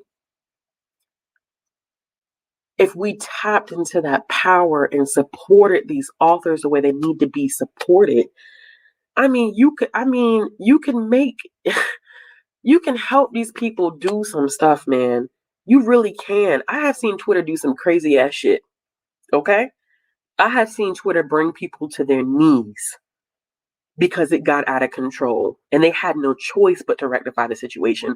So to be so willy-nilly and act like we don't have any type of influence, we can't make the change, we can't change the way we want to see romance, whether that is in terms of indie or whether that's mainstream publishing, to act like we don't have any pull or sway in that, it to me is bullshit. Okay? It's bull. It's bullshit. It's And that's bullshit. part of the reason why the thing that happened the way it happened because there was a little bit of a lack of respect for the genre and the gravity of it. If you send anybody my way, I said what I said. There was a lack of respect, and you had to know who you were dealing with. Yeah. Really, and I was disappointed, to say the least. It That's hurt me. it. Yeah, that was. It hurt me as just a consumer, Yeah, a yeah, consumer of the and a fan, I guess you could say, of the genre. yeah. It was some jaw dropping shit. Mhm. It really was, to be honest with you. Oh, Aaron, I hope you enjoy it. Oh, this one. Yeah, it was really good. Oh, you were talking about that earlier Hmm. on your live The about Catch the Channel. King of the Dragonflies. Hmm. Yeah. Um,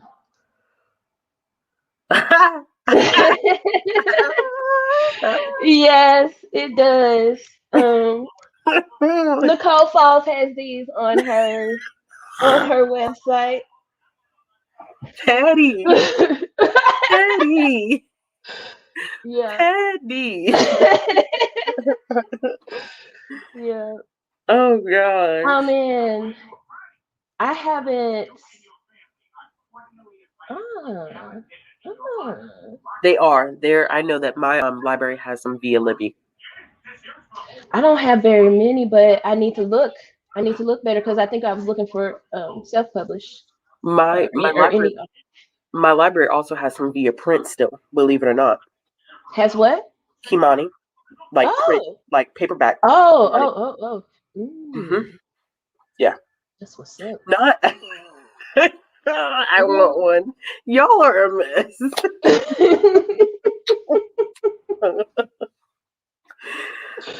She capitalizing. She making her profit. It's a few Yeah. people who have bought that T-shirt. It's a couple. She has a bunch of cute shirts on that Yeah. website. Oh man. And they don't. And they stand up for their shit. Like, don't play with them. Just don't No, do it. don't do They're it. undefeated pretty much. It- Don't play. Putting them in the ring is kind of kind of like It's a setup. it definitely is not. It's not a group of individuals that I would like to go up against at any point in time. Like that's just not those problems. Um, not those problems that you want. But it's sad that that's the way um that they must advocate for themselves. Because no one else is going to do it. Yeah. Um, and when you've put so much blood, sweat, and tears, specifically talking about those who are indie published, when you put so much blood, sweat, and tears into your work, like you can't have anybody slandering you. You don't have a PR company behind you to buy Erica. You don't have you don't have a PR company behind you to fix things. You know what I'm saying? You don't have anybody behind the scenes doing this and doing that for you. Not saying that traditionally published individuals, can't stand up for themselves or don't stand up for themselves. But I think that, because so much of it is on you, because you have to work so hard to market, to write, to publish it yourself, to try to connect with readers, to try to get reviews. Like it's so much work that you have to put into it. At the end of the day, you can't afford for no one to be coming at you sideways about, this and that, and your romance is not as valuable as the next person's romance. And it's like, but why devalue what they've done? And because what that does to me is it feeds into the continuous cycle that is that's going on right now. Like, and I hate to keep beating. It's like beating a dead horse, but I think I need people to understand that advocating and and supporting and speaking up for and trying to get the word out about black romance does not negate the value of any other romance out there. I don't know why that seems to be because it seems like that doesn't translate well for a lot of people. I don't why that doesn't translate or what part of that doesn't make sense because I'm at the point where I'm going to ask people like help me help you. Like what part of that don't you understand? What part of it does not make sense that way? And maybe I could break it down a little bit further. It Yeah. and I hate to relate it to this, but it was almost it's because this is the only example that keeps popping up in my head is that when we think about like the Black Lives Matter movement, correct? Right? When people talk about, oh yeah, all lives matter, it's not about Black lives mattering more than others. People seem to understand that. It's about the fact that Black lives need to matter just as much as everybody's lives. But something like a romance book, like understanding that Black representation in romance needs to be just as important as every other romance. I don't understand what you don't get, what you don't understand. Nobody's trying to negate your relationship. Nobody's trying to devalue your experiences. It is a simple fact of we don't get we don't get the play that we should when it comes to romance and publishing. Always, always, it Right. always turns into a Black versus interracial romance. Ain't nobody knocking nobody's interracial romance. You love who you love at the end of the day. That's not nobody's negating that. You can't help who you love. I would never in a million years say that shit. I never would. But at the end of the day, we're talking about publishing. You look at the numbers. What I mean, ain't no, there's no lies there. There's no smoke there. It's no smoke and mirrors. It is exactly what it is. It does not get as much play as something like interracial romance or two white people being in love because apparently two white people being in love is the staple of the world. That's the norm that we all must. That ain't my norm, but whatever. Um, that's the norm that we all must live up to. And I don't know. I mean, I do know, but we shouldn't be like that. It really shouldn't. We want the playing field even. It's really all we're saying. It's like it matters just as much. I don't know Um, where the RWA is right now. I know that everybody pretty much, I mean, up top people, all of that was disbanded, and I think they're just going through a rebuilding phase at this point because it was such a large fallout. yeah. Um, I it's hard to trust any organ, and I want to know like for Black authors that are a part of the RWA. Are they buying into what the restructuring is going to look like, or are they treading lightly? Because when something that extreme, and it's not that this is the first time that the RWA has had issues, they've had a history of issues. They've had a history of being racist. I mean, there are articles after articles after articles of authors who were telling you, um, this is what has happened. This is how we get treated. Um, I read one today about an author. Oh gosh, I'm so bad with names, y'all. Like remembering names, not names themselves, but remembering names. Hmm. As someone who actually got snubbed by Harlequin, was a writer for Harlequin, was one of the RTA finalists, um, and did not was not set up with the same opportunities as everyone else.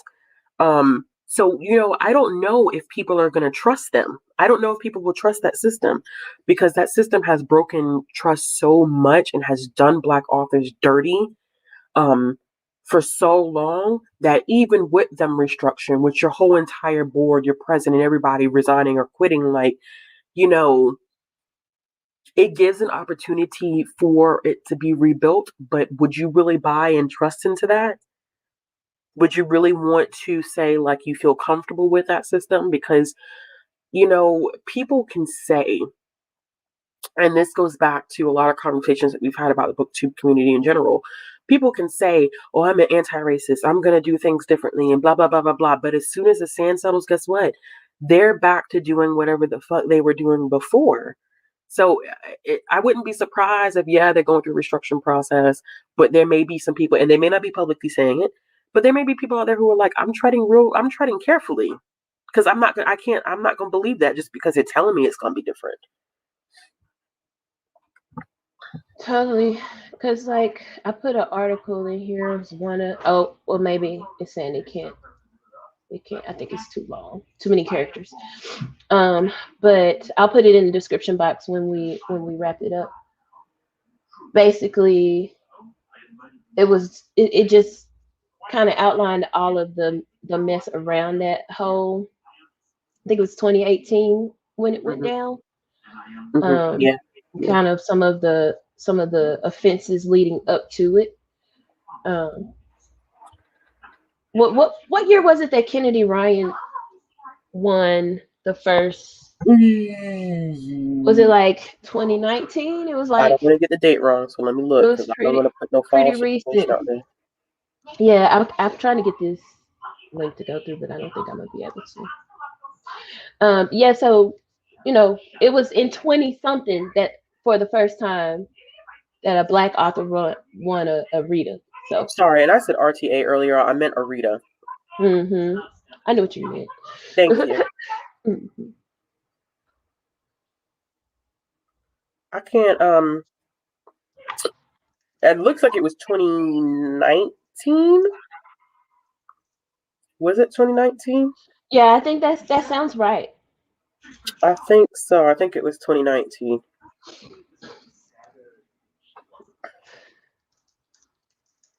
Description.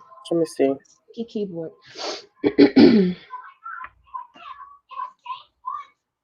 Let's um, see. Let's see. Yeah, it was. It was. Yeah, it was 2019. I just wanted to double check myself.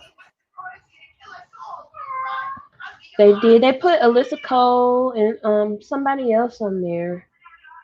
Um, it's in this article that I'm trying to send. I don't think I can edit the description box. Um, I don't think I can edit it from here while we're live, but I'll put it in there, like I said, when we end. But yeah, they put. I know she was one of them. Hush, kitty. Um, but I can't remember who else. And Alyssa Cole's fairly new. I mean, I say new. She has a extensive catalog, best I Mm-hmm. can Yeah. tell. Shit. But I don't know when her first book was published. I want to say it's well after the RWA was founded. So like, why now? I guess is what, like, what are y'all trying to? Are you trying to? Is it like the publishing equivalent, like somebody said earlier, of I Got a Black Friend? Like, what are y'all doing? Yeah. Someone asked if there were any black-owned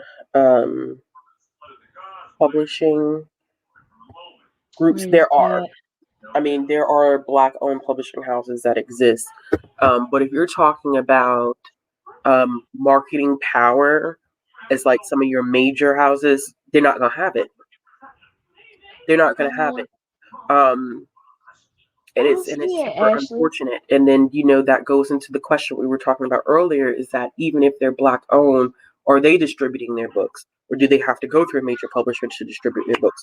So they do exist. I mean, you can go to Google and type in black-owned publishing groups or whatever, and I mean, there are lists out there that will tell you, but um, probably not in the way that and that you would think of when you think of like traditional publishing, like Simon and Schuster and Penguin, and so it's unfortunate, but What now?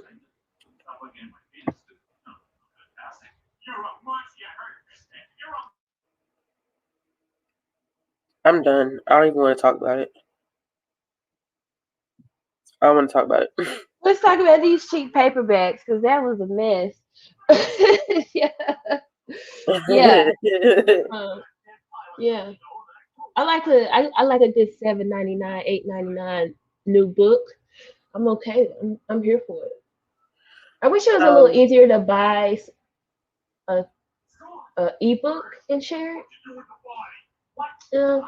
I mean, I get why it's not easy to do it because there's an element of piracy that can kind of happen if you know.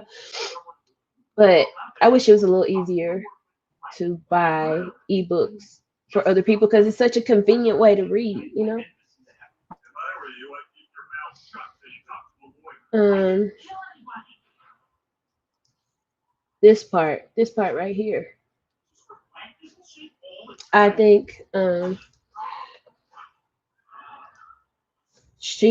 I forget which publishing house she's under. I think it is Harlequin.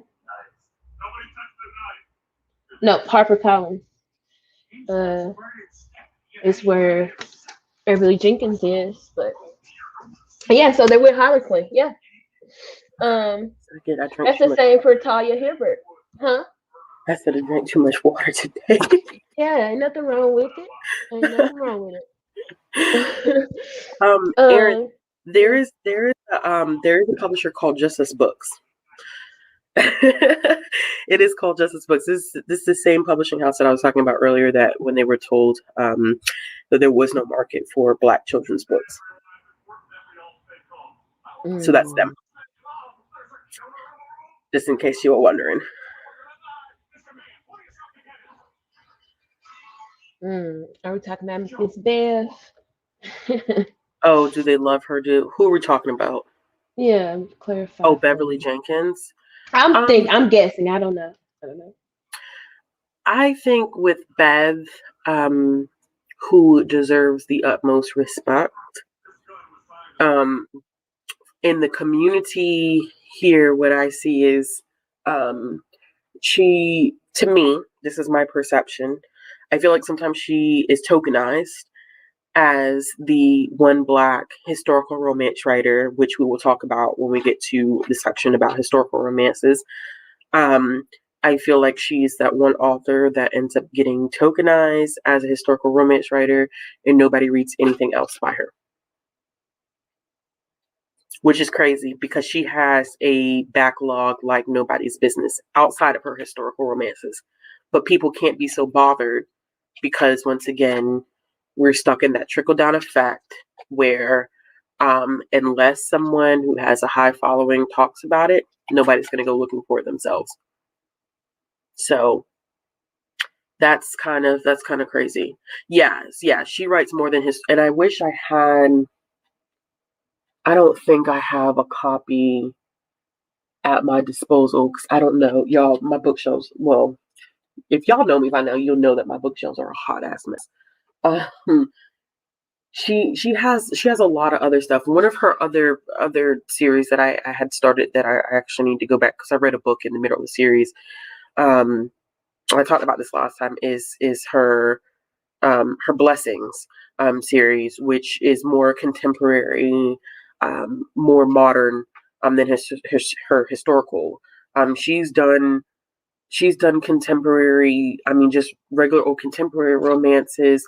Um, she's done erotica, like Sid said. She's done suspense. Like, um, she writes a lot more than her historical romances, and I get very disappointed sometimes because I feel like, not saying that she doesn't deserve the love and appreciation. It's not that.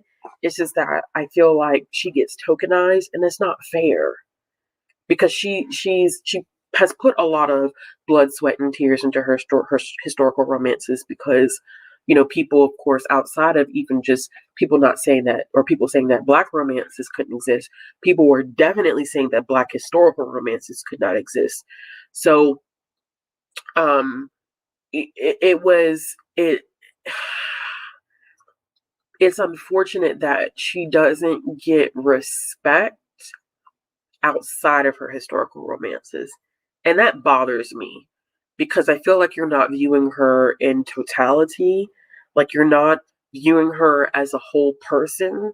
You're only viewing her for one aspect of her writing because it fits the narrative that you need it to fit for the moment. And that's super unfair.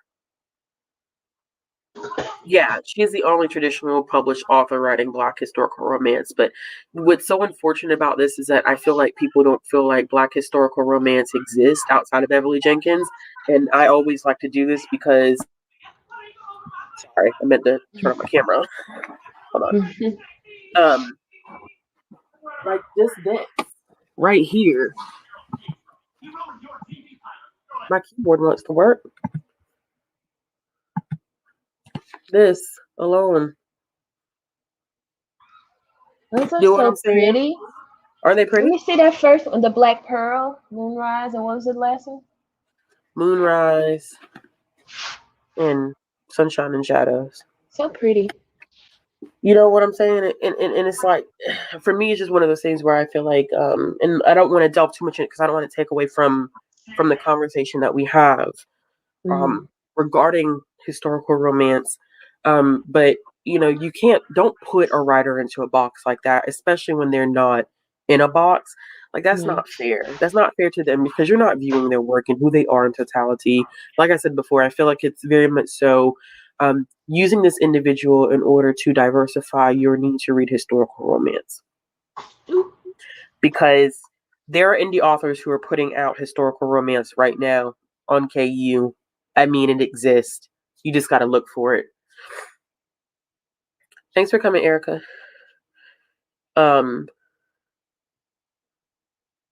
Yeah, and Bev Jenkins and Alyssa Cole are buzzwords right now. Bev Jenkins, Alyssa Cole, and Talia Hibbert. And it doesn't mean that their work is not work that needs to be appreciated. It's not that we shouldn't admire what they've done in publishing. It's not that we shouldn't recognize them. We shouldn't read their works. We shouldn't, review their works or push them. But there's a difference between appreciating and tokenizing. And I think it's a very thin line that people don't know the difference between, or people don't want to know the difference between. And a lot of what I see sometimes is tokenizing happening, not appreciation. You're tokenizing because this is what's easy for you. This is what's accessible. This is what you perceive to be accessible for you because someone is telling you that this is what you want to read. You're not making the effort to find anybody else outside of them because you're missing out on a whole slew of authors. I think a lot of times people feel like Alyssa Cole, Beverly Jenkins, and Talia Hibbert are the only Black romance writers that exist on the planet. It is crazy. It's crazy. It's crazy. Yeah. So. Yeah. Kennedy Ryan is slowly making that way up. And it's not to say once again that she hasn't written anything good because she has. I've read a couple of Kennedy Ryan. So I think she's a brilliant writer. I love her writing. She's a gifted storyteller. But that's not the only humans who exist. But that's a fault to BookTube as a community in general. Unless it's the hyped and popular thing that's making its way around, people don't like to step out of their comfort zones. They like to be told what to do, which maybe I'm just older. I'm in a different phase of my life, which is, I just can't. I couldn't live my hobby like that. Like someone telling me how to do my hobby. Like it's a very strange phenomenon. But BookTube has always been like that though. It's not new. It's been like that as long as I've been in that. But you see the same type of thing happening within the romance community as well. So none of that. None of it.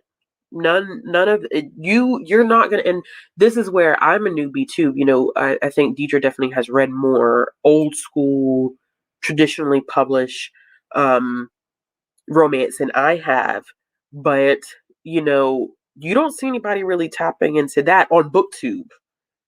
there's not a lot of people, and that's why I say I'm only speaking on behalf of BookTube because Instagram and the book blogger community got a one up on us for sure. Like they got a 100%. they got a huge one up on us right now. So on BookTube, you're not going to find many people, doing a lot of backlist stuff. There are people out there. Don't get me wrong. Yeah. But you're not going to find the masses moving and shaking and going backlist like that.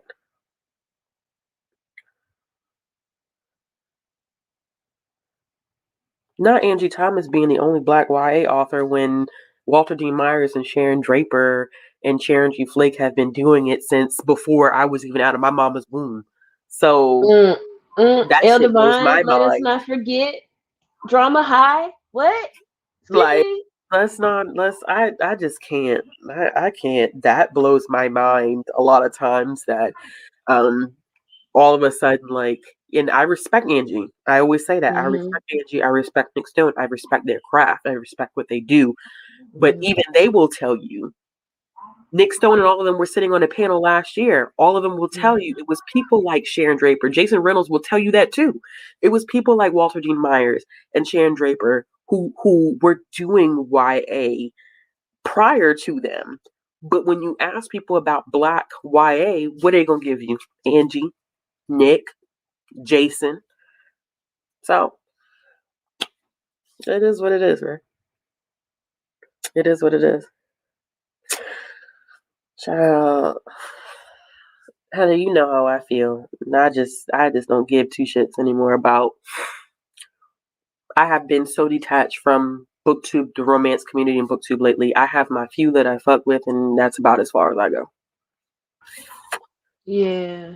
Yeah. I find it hard because, as a general rule, I don't watch reviews of, like, if it's a standalone review or reviews of a book I haven't read. I don't watch those videos until I've read the book. So I have a bit of trouble finding people who don't review books standalones if they just read them in their TBRs or in their wrap ups or whatever. It's not that many. It's not that many of us that there's certainly a bunch. I mean, I say a bunch. I say two handfuls. Little pinch of salt, handful of pepper. Yeah. We don't no measurements, just eyeball it. Eyeballing it. Yep. These analogies are wild. It's wild. They're absolutely wild. Sarah, thank you. I mean, how the hell did I forget Jacqueline Woodson? That's wild. Okay. But it's the same, I think, in a lot of genres where, I mean, you can go back. I mean, you go back in the day. A lot of people have been doing this thing. Like, people have been writing. I mean, keeping this focus on romance. People have been writing Black romance before, you think about what we now know was the big five of publishing. It's happened, but access to the game has not been fair. It has never been fair. So what seems like it's something that's just occurring is not a new phenomenon. It's been happening, but publishing refuses to acknowledge that it's been there, that it's been present. This just made me roll my eyes like so hard. I saw a booktuber give an excuse that, and I'm not saying that it's not diversity, but I felt like the way that they phrased it was a way for them to get out of reading romance about outside of white people, was that they look for their diversity in terms of like disability rep, which is fine. I think that's important too. I think diversity does extend past race and ethnicity. Diversity is definitely an ability, gender identity, sexual orientation, location, whether the book is in English or originally written in English, not translated works. I mean, we can, you can really, really get into some very nuanced conversations regarding what diversity means. But the way that I saw this conversation play out was it was clearly a means to avoid having to pick up a book by a Black author with Black characters because, it's absolutely it mind fucks me every time, and then people will lean on the crutch of, well, I'm reading a black author, and everybody's white. It's like, I'm not saying that it's not. I'm not saying that the story is not valid or that it's not a story that shouldn't be told. I will never tell someone that their art does not deserve to be out in the world. But I mean, the fuck is the purpose? What When is you be the like, oh yeah, I read a reason for black author, and that? everybody in the book is white. Just read a white author for all that shit. Whew. Oh my gosh, man! Just Like, about Kimani True. Where did it go? Oh, it's still on the screen. That's oh why. yeah, Kimani um. True. So We have Kimani True at the library. so for research sake, it was founded in February 2007. It's a white. Love you too. You can go to bed. Okay. Good night, babe. And it closed in October 2014. Yeah.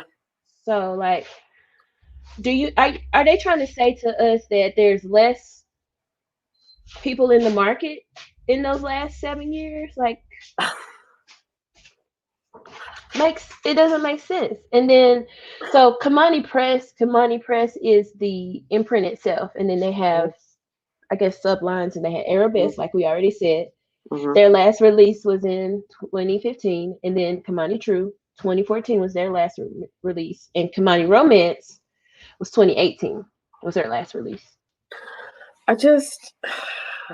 I feel like a lot of that was a slap in the face, especially with the Kimani True, because I think Kimani True not only tackled stuff that Black teens were going through, but it also had that romance element. Navigating romance as a teenager is from what I remember, that's a crazy time.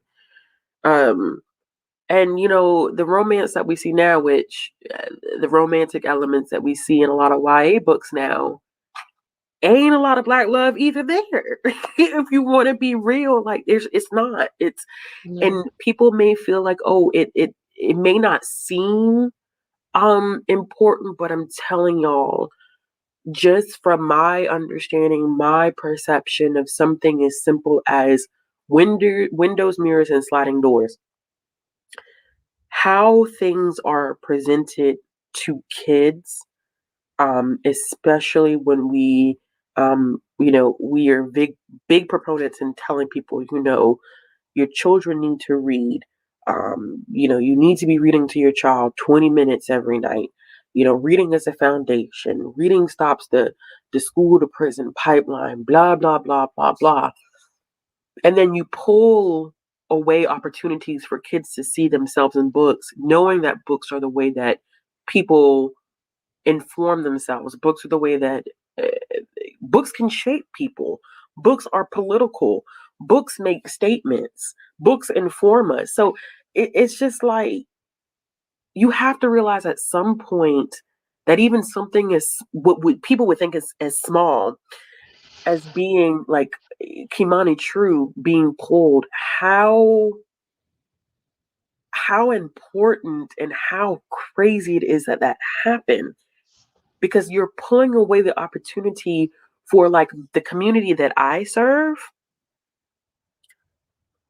They need those books. Okay? They need those books. Not saying that I would never give them a book from anybody else's experience, that I wouldn't make sure that they don't have the opportunity to see someone else's life, because it is the foundation for empathy. But if all I give them is something that's different from them, they won't feel secure in what is going on for them in their personal life. So, and you wonder why people are so fucked up. That's why. That's it. Why. I don't know. I have no idea. I didn't see. You talking about this one? Anything today. This is what you're talking about? Yeah, I didn't see anything when I was looking at this stuff today. I have no idea what happened to it. I never even. Some of this stuff is right in that gap of where I had taken an extended break of like being an avid reader. So So, like especially Kamani True, like February 2007. I was coming out of college, and then it closed, and I was getting settled here in Texas. So like I just was not reading too much when they were active for those 7 years. But that's why I can't say stuff wasn't being published. I just didn't. It wasn't when I, it wasn't for me during the age that I was at the time. Yeah. It's out there. Yeah. It's out there. It's always somebody doing it at some point. It's always somebody out there trying to make a hustle. Because even when Letitia took out a damn loan, and I mean the line went defunct. It didn't. I mean, it did not last long at all. But she was going to make it happen because she was going to prove that there was a need for it.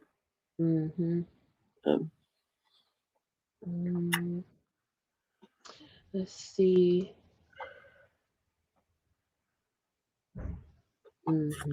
We're going through that same thing now, where we are reanalyzing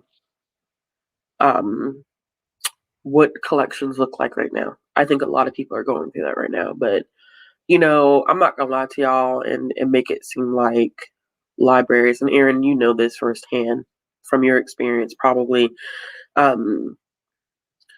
There are people who even work in libraries that are prejudiced and racist as fuck. I mean, it is what it is. You know what I'm saying? You probably wouldn't think so, but I mean, ALA, which is the American Library Association, the organization, has problems. That's not too far removed from the RWA. So, but yeah, but that's neither here nor there. Did I miss?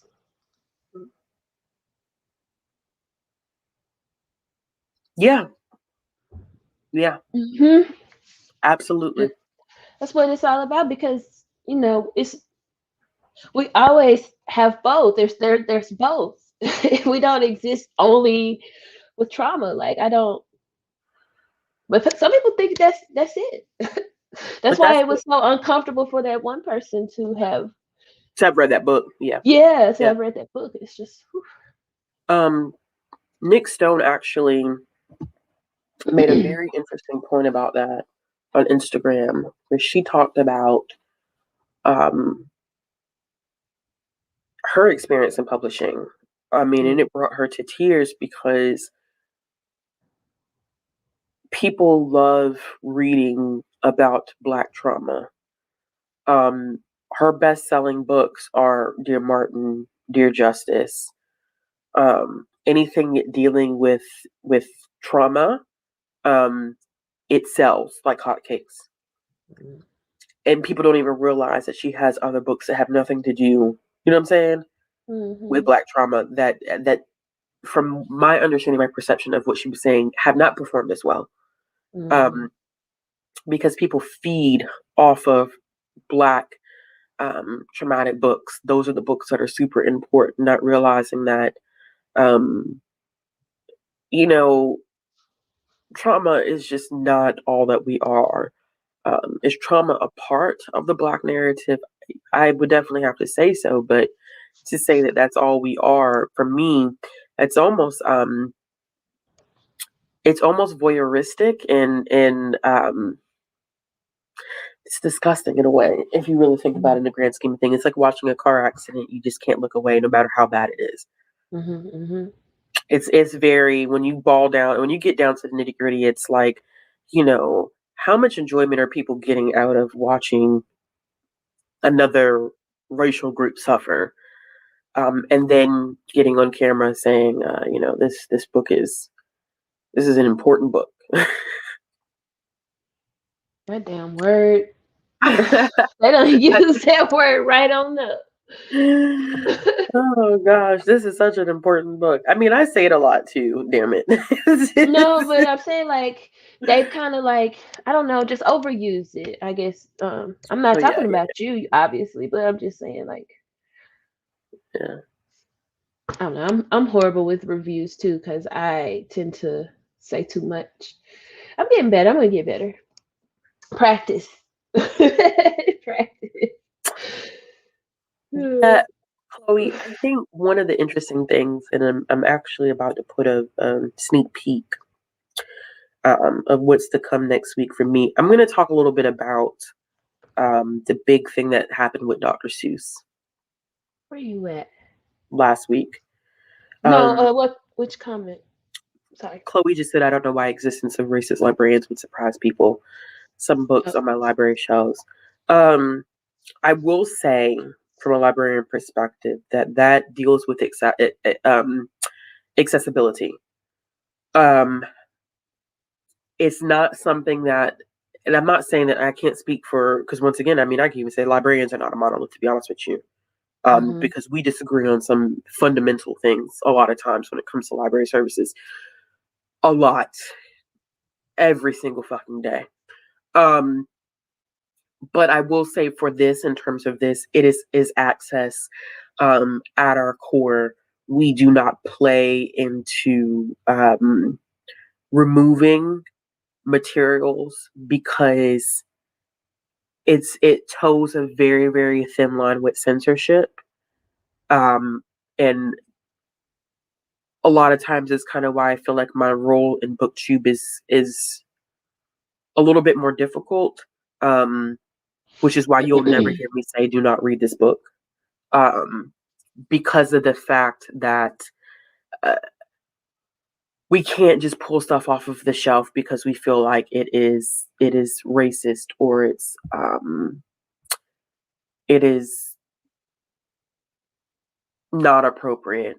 Um, there's a saying out there that says that a library has something to offend everyone, and that is the truth.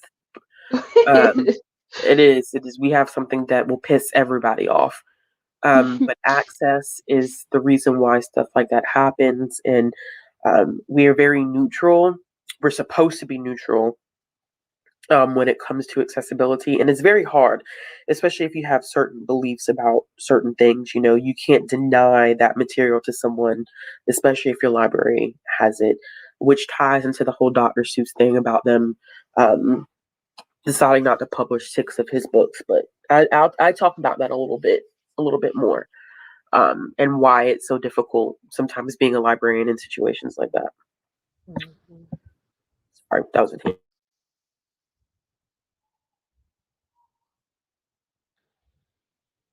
Yeah.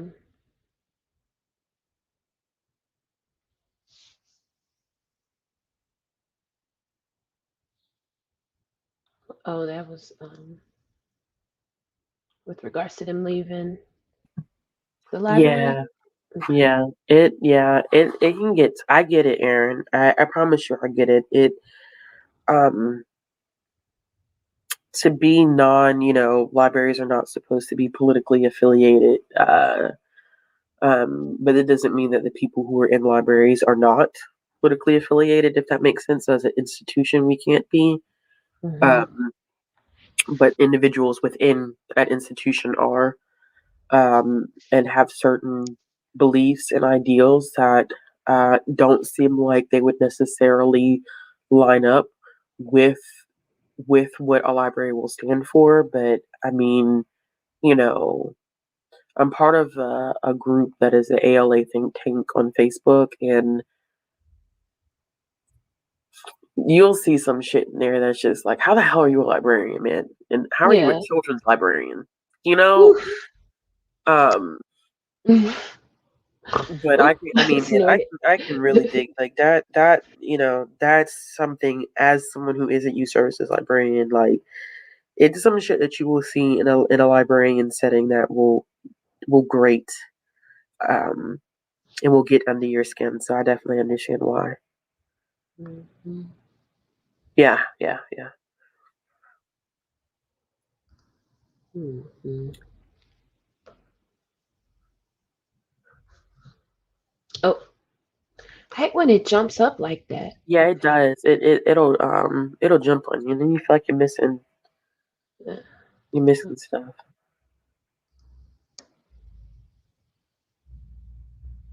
Okay. Yeah, aesthetic. Y'all know I hate that word, man. I hate aesthetic. Man, I don't know who decided that was going to be the word of the damn decade, but that shit ain't it. I saw somebody comment on someone's Instagram picture. I knew this picture was yours as soon as I saw it because it just fits your aesthetic. And I'm like, oh my God. Like, oh, Oh jeez. goodness. Um.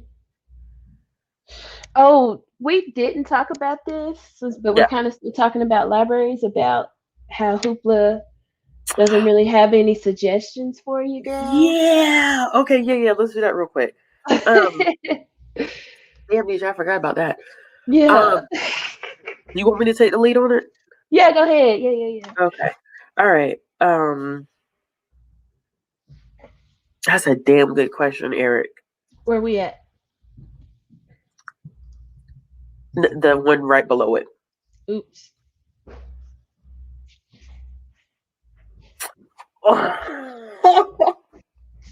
I have my thoughts about this.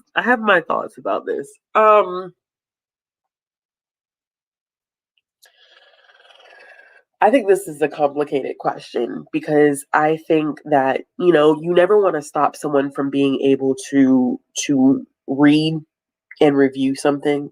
I don't feel like that's our place to necessarily police, but um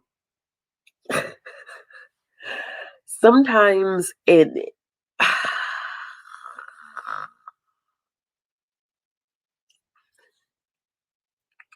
sometimes I feel some type of way when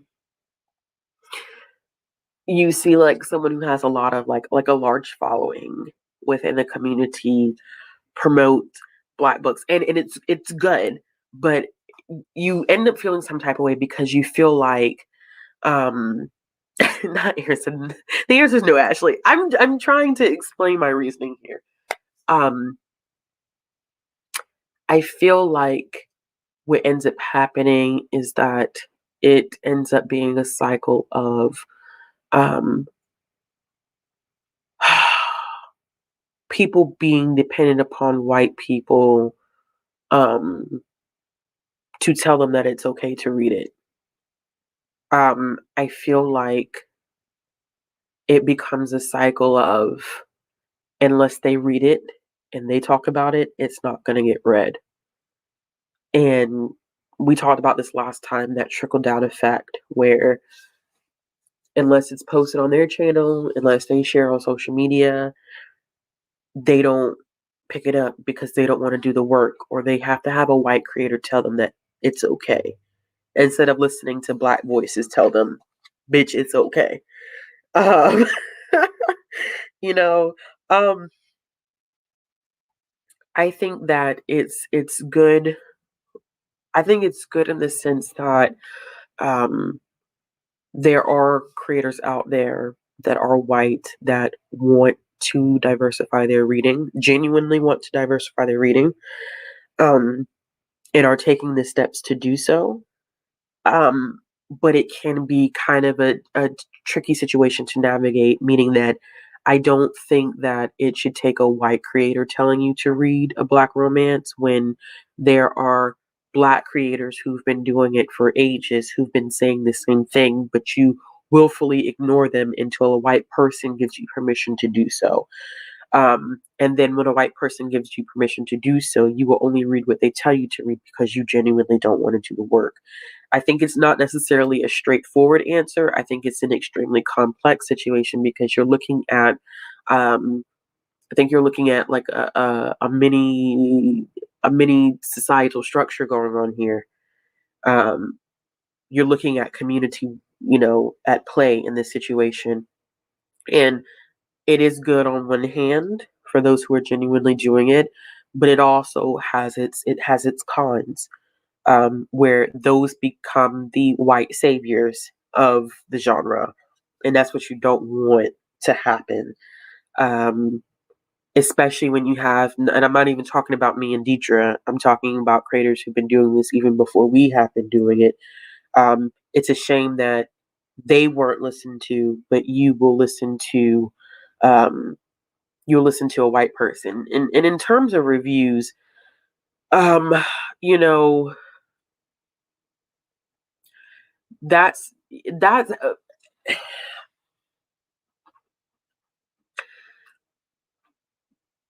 it's like trusting an own voice's review at the end of the day.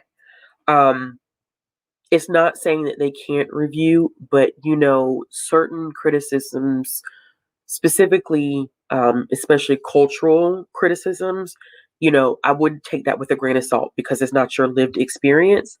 So don't, um, I don't, I don't know how much I would necessarily trust that. I mean, that's with any review of someone talking about an experience that is not their own. Now, if there's criticisms about plot structure or writing, I mean that's true to nature. But when you come down to um, cultural aspects of a book, I think that it needs to be done.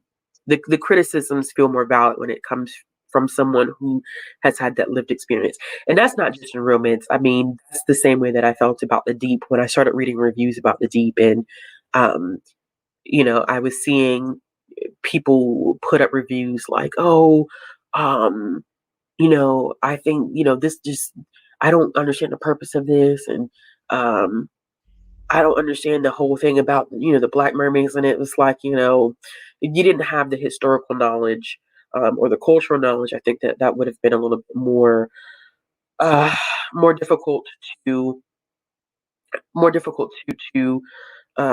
understand. So I don't believe in censoring someone's ability to write a review. It is within their right. But I also think that in terms of trusting a review, especially if criticisms is key. Because positive reviews are, I mean, but see, then that can get dangerous too because you don't want someone not giving an honest review of the work because they feel like they can't criticize it because um, it's a person of color, for BIPOC, or someone with a different gender identity or sexual orientation. Like, you once again, this is not. I don't think this is a black and white answer. I don't think this is like, oh, for me personally. And I mean, I'm sure that some of you in the comments are going to have different opinions than me, but I don't think it's black and white to say that um, I don't believe that people who are not in this specific marginalized group cannot review this book. I don't necessarily think that's 100% fair. I think there's certain aspects of a book that you have to be mindful of as a reviewer. Like for me, I'm very careful when I review a book that is not part of my marginalization or an experience that I have lived. And I will always say, like, I'm not sure. Like, I read a romance book that had disability representation. One of the characters was deaf, and I clearly stated in my review I cannot speak to whether that representation was accurate. I cannot speak to whether the author did a good job of that because I do not have that disability. I think in reviewing stuff like that, I think that's super important. But you have to understand too that um, you know generation or not generation creation of reviews helps. People writing reviews helps. And not just giving, a star rating. I mean, like, really, like, giving a review really does help. So I don't want to create a limitation in my mind. I don't want to create a limitation and say who can and can't review a book, and you end up harming an author before you can do good. But I also do understand the other side of that argument, in which you have people reviewing who say stuff like, I can't relate, and then give it 2 or 3 stars. Like, that's not fair to the creation of what the author has been doing. So um, I think that you know I I think that within our community sometimes too, reviewing is a different thing. I mean, you have to take a lot of different things into context when you're talking about um when you're talking about the booktube community, okay? Because a lot of people are not reviewers who are part of the booktube community. Um, and that's just a fact about it. So, um, well, I don't see it's a whole thing with that. I'm sorry to interrupt you, Ashley. I'm sorry. no, go ahead, DJ. No, I'm just thinking about like the algorithm for YouTube Yeah, it's kind I of mean, prevents. go ahead. No, go ahead. I'm Oh agreeing with you. no, it was something outside the window that was Oh, just distracting me. But yeah, so I don't know if that's fireworks or what that is. Um.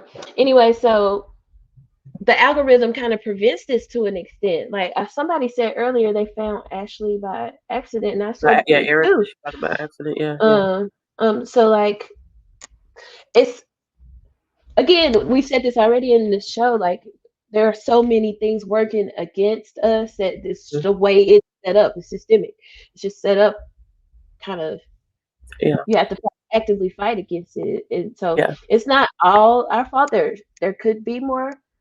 There could be more people reading Black romance and talking about it. We Um, just don't know. and we don't know, but there I'm saying there maybe there could be more too, as Mm. well. And then the ones that who are talking about it, their YouTube is not pushing their videos Yeah, because they don't look a certain way. Maybe their skin is a little too dark, or maybe they cuss a lot. we're Um, not we're not sure we're not sure aesthetic. You know what I'm saying? yeah, Like, or but that's people don't click on their videos just because their thumbnail doesn't look a certain but way, or there's a lot of factors. that's definitely. I mean that's booktube bias at play, man. Like y'all, Hmm. even in us having these conversations because we're doing it in framework of booktube as a community. Hmm. Booktube as a community is dysfunctional already. When you Hmm. throw in an algorithm, which is nothing more than artificial intelligence, you know what I'm saying? Like you already you have so many factors working against you. People are not going to um, people are not going to click on your accounts um, when they see your thumbnails because I'm gonna tell you right now, I feel like sometimes people don't necessarily watch me because I don't fit their aesthetic. And damn it, at this point, listen, I'm not gonna be your white girl with blonde hair and blue eyes looking like an angel with this aesthetic that fits you perfectly. I'm not gonna do that. Like, and I'm not trying to be that. And I think that booktube is like a microcosm of the real world, to be honest with Hmm. you. Okay. It feels like Hmm. that a lot of times because, I think that I'm an attractive person. I don't need anybody to tell me that. But I also know that because of the way that society functions, I am not conventionally beautiful. I'm not conventionally beautiful, meaning that I'm not white. I'm not thin, you know. I don't talk a certain way. I don't carry myself, and I'm sure as hell I'm not finna do that. I'm not gonna sell my soul either, to be honest with you. You know what I'm saying? So you have to take all that stuff into consideration when we start having conversations about who can and who cannot review certain books, because sometimes we just don't have the power to do it. Hmm. No matter how much we want to, we don't have the power to make shit happen the way we want it to happen. Speaking particularly in terms of booktube, we don't have an algorithm that's working in our favor. So sometimes, and it's unfortunate, and it's a system that's already set up and designed for us to be at a disadvantage, because then you can start to flip that shit on its head and say, it makes us dependent upon those white creators that are larger to push this shit because we can't do it. We can talk Hmm. about it, and I'm not saying that we shouldn't talk about it because we sure as hell do talk about it, but how many people are we reaching? Yeah. You know what I'm saying? Hmm. Even for me at my channel size, you know, there are people who have either the same sub count as me or lower, and their view counts are 2 times or 3 times higher. I Hmm. have people who have half the subscriber count that I have who get more views than I have. And don't think that there's not something physically at play in that situation, because there Hmm. is something physically at play in that situation. The algorithm does not favor me as much as it may favor them. And at this point, the only thing that we can do as Black creators is continue to speak our truth, and the word will get out there some way, somehow. It's not going to happen as fast, but that's the nature of the beast that we're fighting against right now. The only sense of power that I feel like, and I'm only speaking about me personally, the only sense of power that I feel like I have sometimes is through reviewing. Yeah. And not everybody has that power that I have in reviewing either. You know what I'm saying? Like, and that takes a lot too. And everybody's not a reviewer in that sense. Everybody's not going to sit down and write a 500-word review every time that they read a book. That's not everybody's MO. That may be my MO, but I'm only but one person.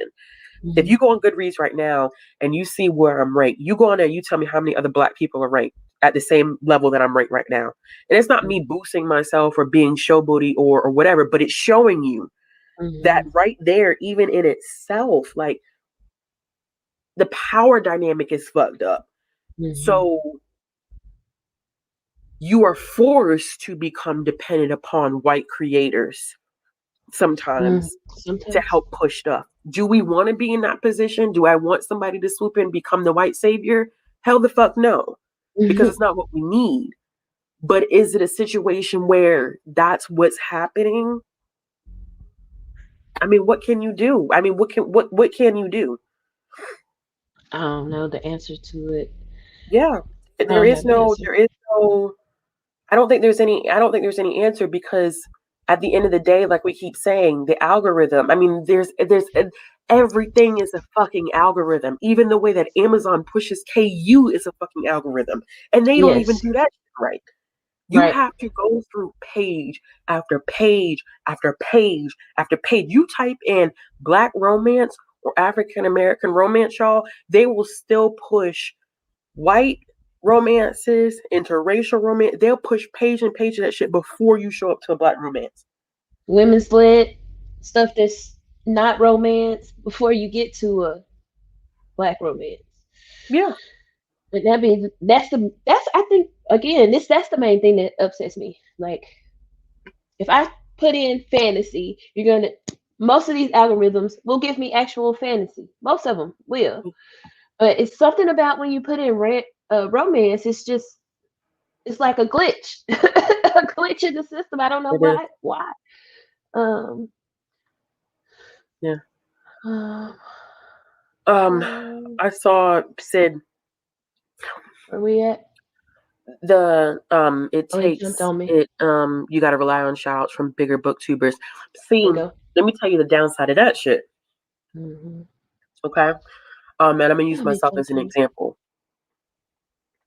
I was shouted out today, and I mean, very, very sweet woman. Like, we've talked before. Like, she's cool people. She's really, really cool people. But I'm just gonna use this as an example. I was shouted out today by a bigger creator. Okay.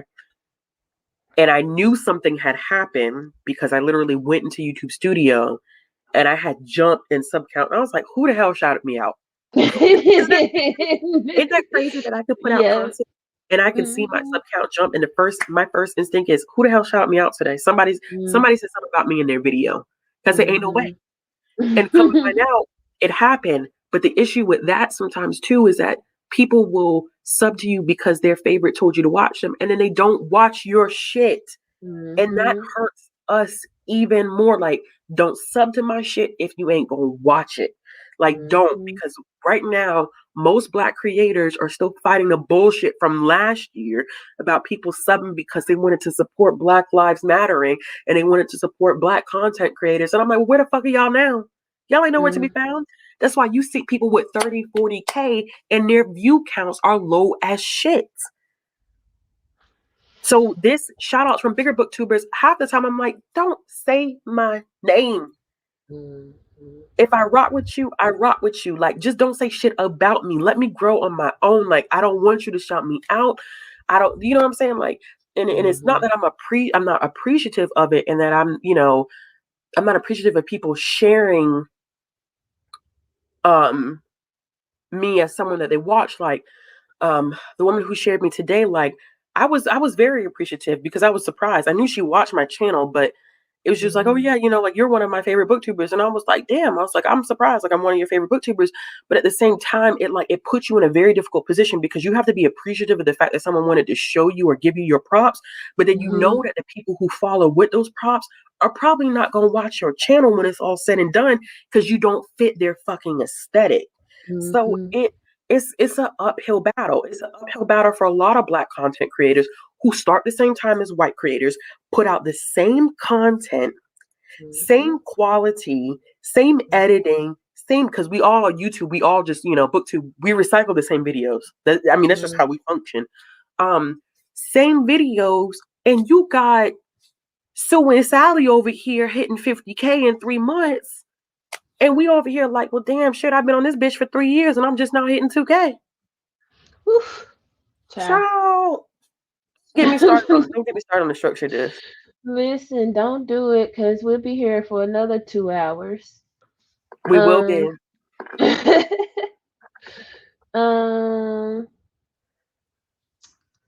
Let's see. Oh, thanks, Shay. Yeah. Like Ashley said, it's like a little study in the bigger society, basically. Yeah, it is. It is.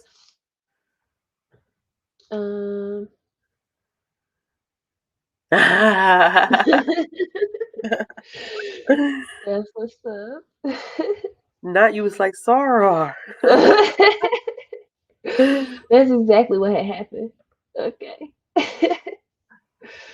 Push that coat.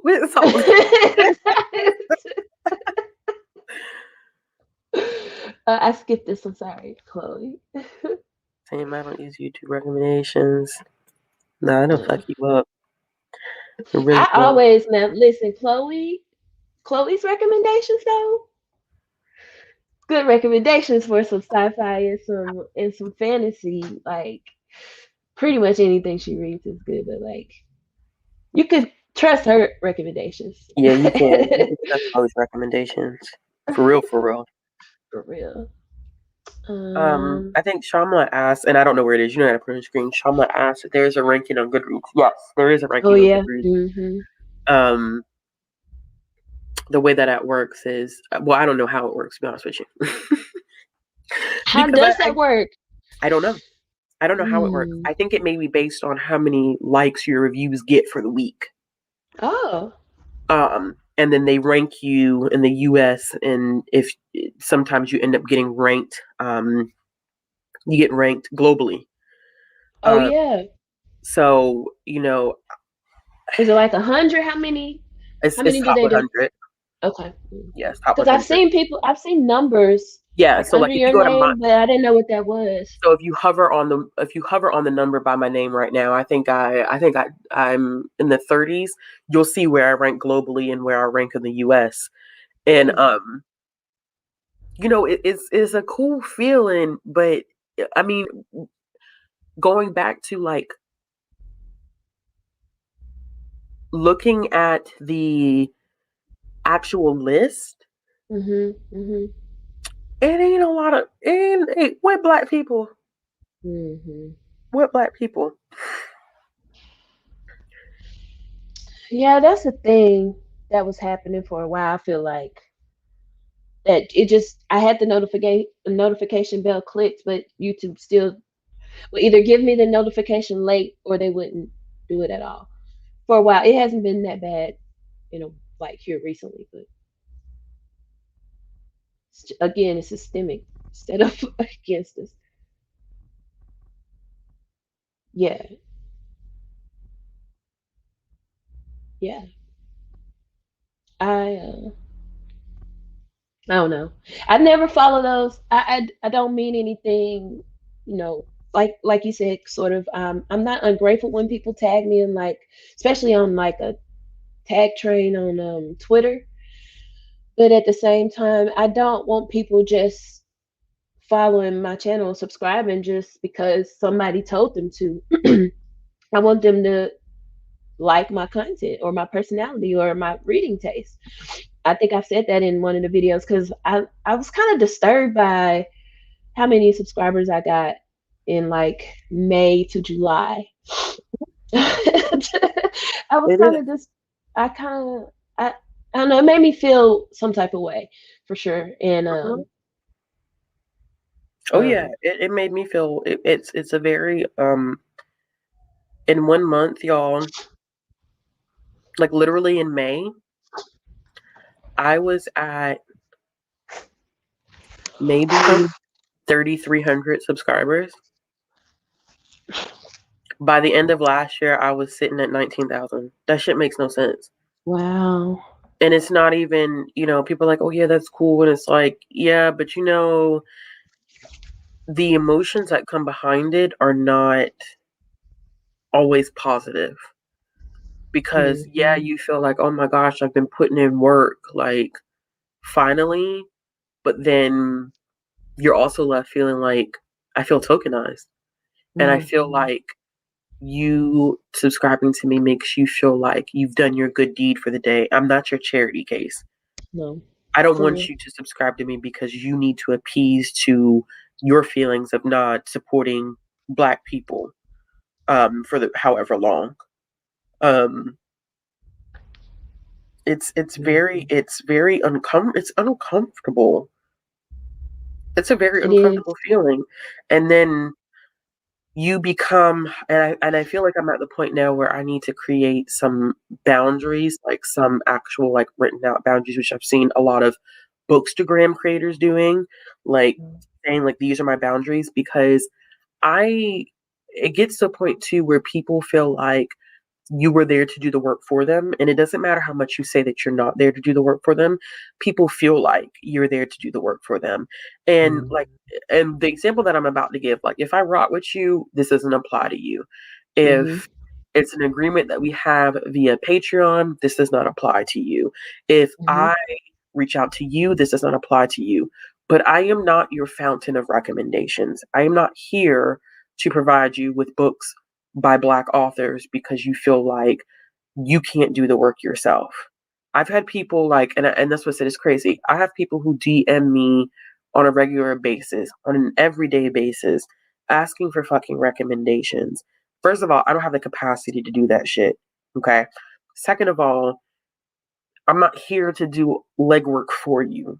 And that's where, like, I think that people don't understand that you claim to want to be anti-racist and to do better, but you're asking the group that has been marginalized for centuries to do the education for you.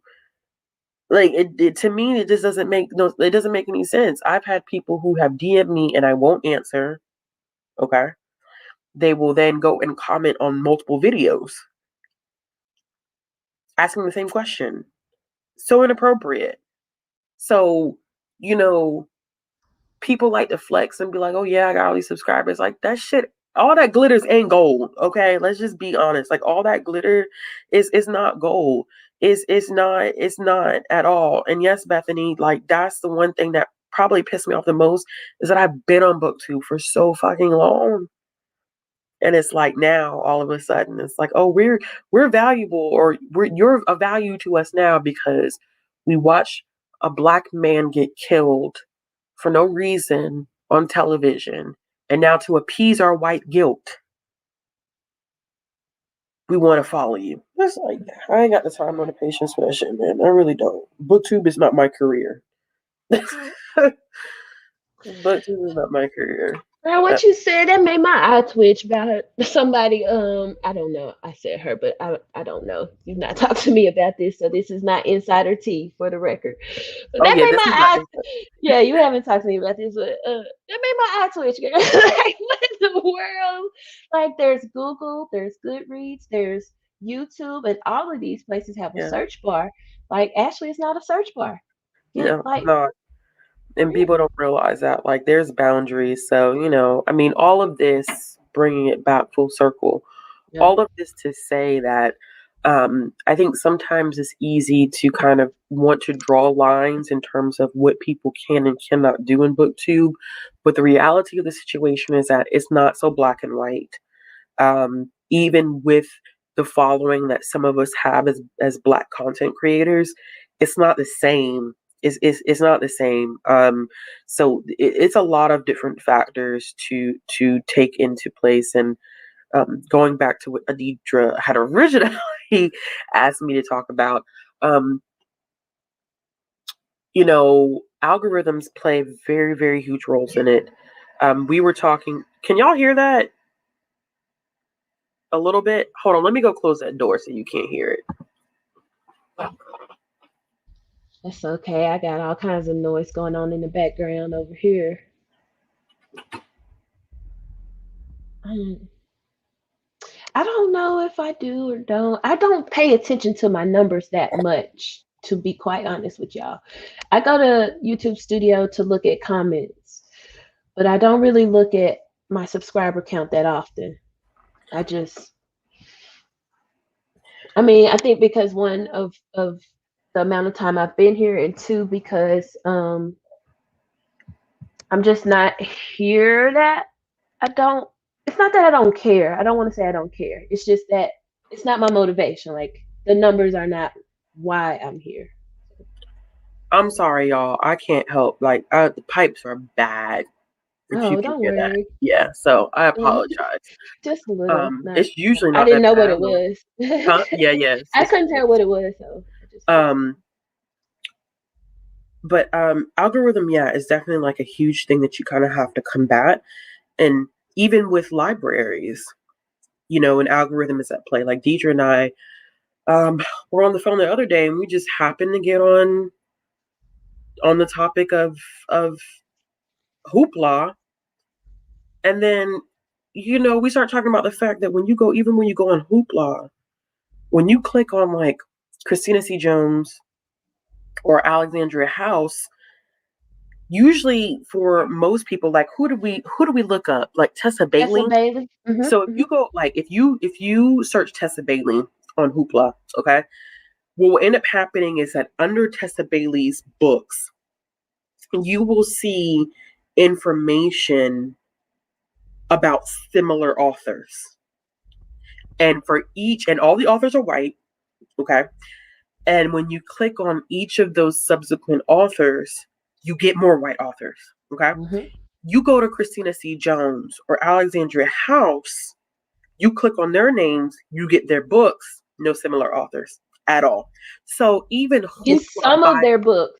You don't even get all of their books. You get some of their books. You get some of their books. Yeah.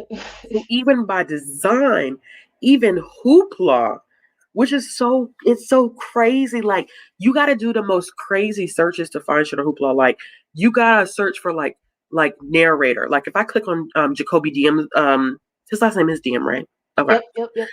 If I click on Jacoby Diem's name on Hoopla, then I get all of these Black love romances because he's narrated most of them, But if I just go by author, like if I was a new reader, and which I still am technically, but if I was like, I just want to read more Black romance, how the hell would you know where to start in Hoopla? Yeah. You can't, let's say you read an Alexandria House book and you're like, oh, I want more authors who are similar to her. Hoopla is not giving you that gateway to find anybody else. But if you like Tessa Bailey and you want to find more authors similar to her, Hoopla sets it up to where you can find other white authors who will help you find other white authors who help you find other white authors. Like it took me forever to realize that there were even a lot of Black love romances on Hoopla. Because when you told me you were listening to the McLean Brothers' second book, I thought you had found that shit through Libby. And I was like, I know my library got that shit through Libby. And then I was like, maybe Tisha may have been talking about Hoopla. So when I went and I looked at Hoopla, I said, oh. But it's some real weird like workaround shit that you gotta do in order to find like it. It is the strangest thing in the world, man. Like I have never in my life. Like I'm like, that's crazy. That is crazy. And I thought maybe I was bugging until I talked to you about it. I said, well, maybe it's just my library. And then you were like, hell no, it's my library too. Yeah, I mean, and it's crazy because I think even we found that it didn't have like under Tessa Bailey, it had romance, and then it had similar authors, and they gave you a list of different romances. But when you did Christina C. Jones, Like it didn't even have the genre under there. It didn't Yeah. have any It was like, again, we just want the playing field to be To be leveled equal, out. look, Yeah. even. Like that's all we're asking. We're not asking you to promote her more. Just do the same thing that you're doing for the other authors. Sorry, Shay. She said it's a thing I didn't know about Hoopla until 2 hours ago.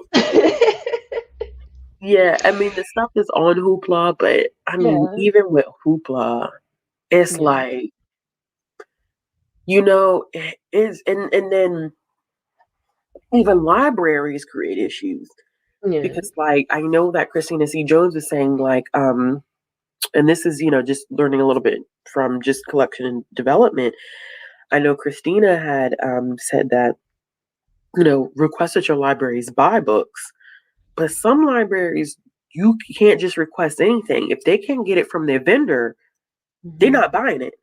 I requested that my library buy Heartstopper. They couldn't get it from their vendor, so they couldn't buy it. You know what I'm saying? Mhm. Like, so I can only imagine getting, you know, if their vendor is not fighting for Black romance, they not fit, especially indie. They not finna buy that physically at all.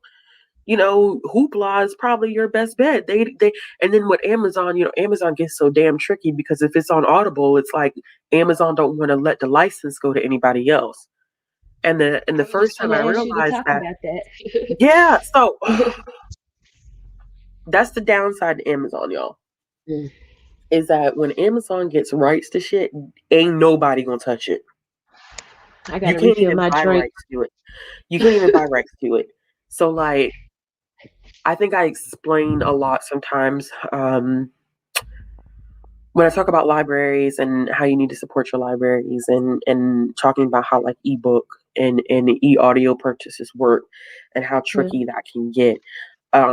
You know, we buy a license. It's not that we buy the book and you get to check it out as much as you want. Libraries have to buy licenses, and after an X amount of checkouts on X amount of listens, they have to make the decision whether they're going to repurchase the book or not. Um, Hmm. which is why libraries got into a huge thing with Macmillan Mm. before the pandemic. Macmillan was on some bird shit Mhm. um, prior to the pandemic. I'm glad that they kind of you know they let that go. But what's so intriguing is that sometimes what you will find is that those books that are labeled as Audible exclusive means that Amazon has the exclusive rights to that book and they're not finna let nobody buy the license. So So for that's an instance, example. Yeah. Trevor Noah, okay, I'm gonna use not a romance example, but I'll use Trevor Mhm. Noah's book for an example. Mhm. So Trevor Noah's book Born a Crime, right? You can get that book as a hardcover, you can get it as a paperback, you could even get the book on CD. I don't know how many cars have CD players nowadays, but you can still get the book on CD. Which you can't get is that book on audio digitally from a library Mm. right now because that Mm. digital audio book is an Amazon or Audible exclusive. So that means that Mm. they have complete rights to it and they not finna give nobody that license because it forces buyers into working with Amazon primarily. That's why people have such a huge issue with Amazon because it it creates a monopoly on things. The same way So people they used to become hate the on. publisher. They become the publisher of the audiobook, Yes, essentially. they Okay. have they and it's not so much. I want to be very mindful of that because technically, I think format also plays a role because Hmm. the book on CD you can get in a library, Mm. but it's that fact that it's been digitized that Amazon Mm. has rights to that Hmm. they're not going to give to anybody else. That's So if I go to interesting. my library right now, I type in my library's catalog, you know, Born a Crime, I know that I can get the book on CD. If I was to go to Libby right now and type in Born a Crime, I'm not going to find it. I go to Hoopla, I'm not going to find it. You go to Audible, Born a Crime is labeled as an Audible exclusive. Same thing with Mm. Mariah Carey's book. Mariah Carey's Mm. book you can find physically in a library. You can find a paperback. And if she was to record it on book and CD, you could find it that way too. But what you won't find it as is an e-audio because it is an Amazon or an Audible exclusive. So I've never seen that before, and I don't really know the exact particulars because Amazon and they're not going to show you all the cards that they have. Um, but I think format also is they can monopolize a format, um, and not monopolize others. Like I know that they were saying somewhere in the guidelines that when you do KDP, I think that they have exclusive rights to the e-copy of it, meaning that you cannot get it anywhere else, which would explain why we could see Christina C. Jones and Alexandria House's books that are technically enrolled in KU. We could see their audiobooks on Hoopla, but we will not see any ebooks on Hoopla from them. Because in my library system or in Hoopla, there are no ebooks. There's only access to audio. No, And I mine think either. I think there's only one Christina C. Jones book that you can find through Hoopla right now, and the it's an audio book. and I think that if it's an ebook that you find from an author, that book may not be enrolled in KDP because I think once it's enrolled in KDP, that means that they have those exclusive rights and nobody else can have it, but it's not applicable to print books, which is how I was trying to figure out, like, how are y'all selling these print books when Amazon has right? But I think format plays a role in that because that's the only way that um, Hoopla could get access to those audiobooks is because no one technically has exclusive rights to those. But then it's also the reason why you will not find Alexandria House's I can't remember the name of the duology, but it's takes place at a university. Those books you will not find, I think, in Hoopla because if I'm not mistaken, those are Audible exclusives. So it's really, I mean, it's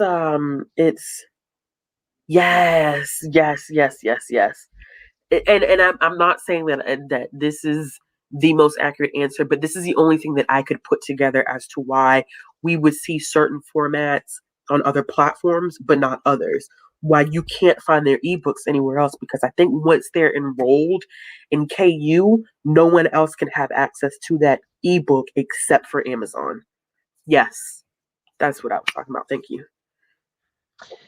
I've seen the ebook for this on Scribd, but I haven't seen. The audio, I haven't seen the audiobook. you won't see the audio.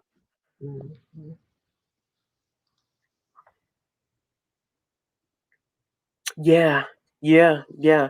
It gets very I feel like it's so nuanced and so particular. I mean it's absolutely wild, but a lot of people have issues with Amazon because they feel like they're starting to monopolize some things. Um and that they are the sole reason why like print sales and stuff is down because they offer services like KU, which is a streaming service. It's like the Netflix of books, especially for those of us that like to binge read. Um, Mm-hmm. you know, and a lot of people feel like, depending upon how you look at things financially, some authors are not really making a lot of money.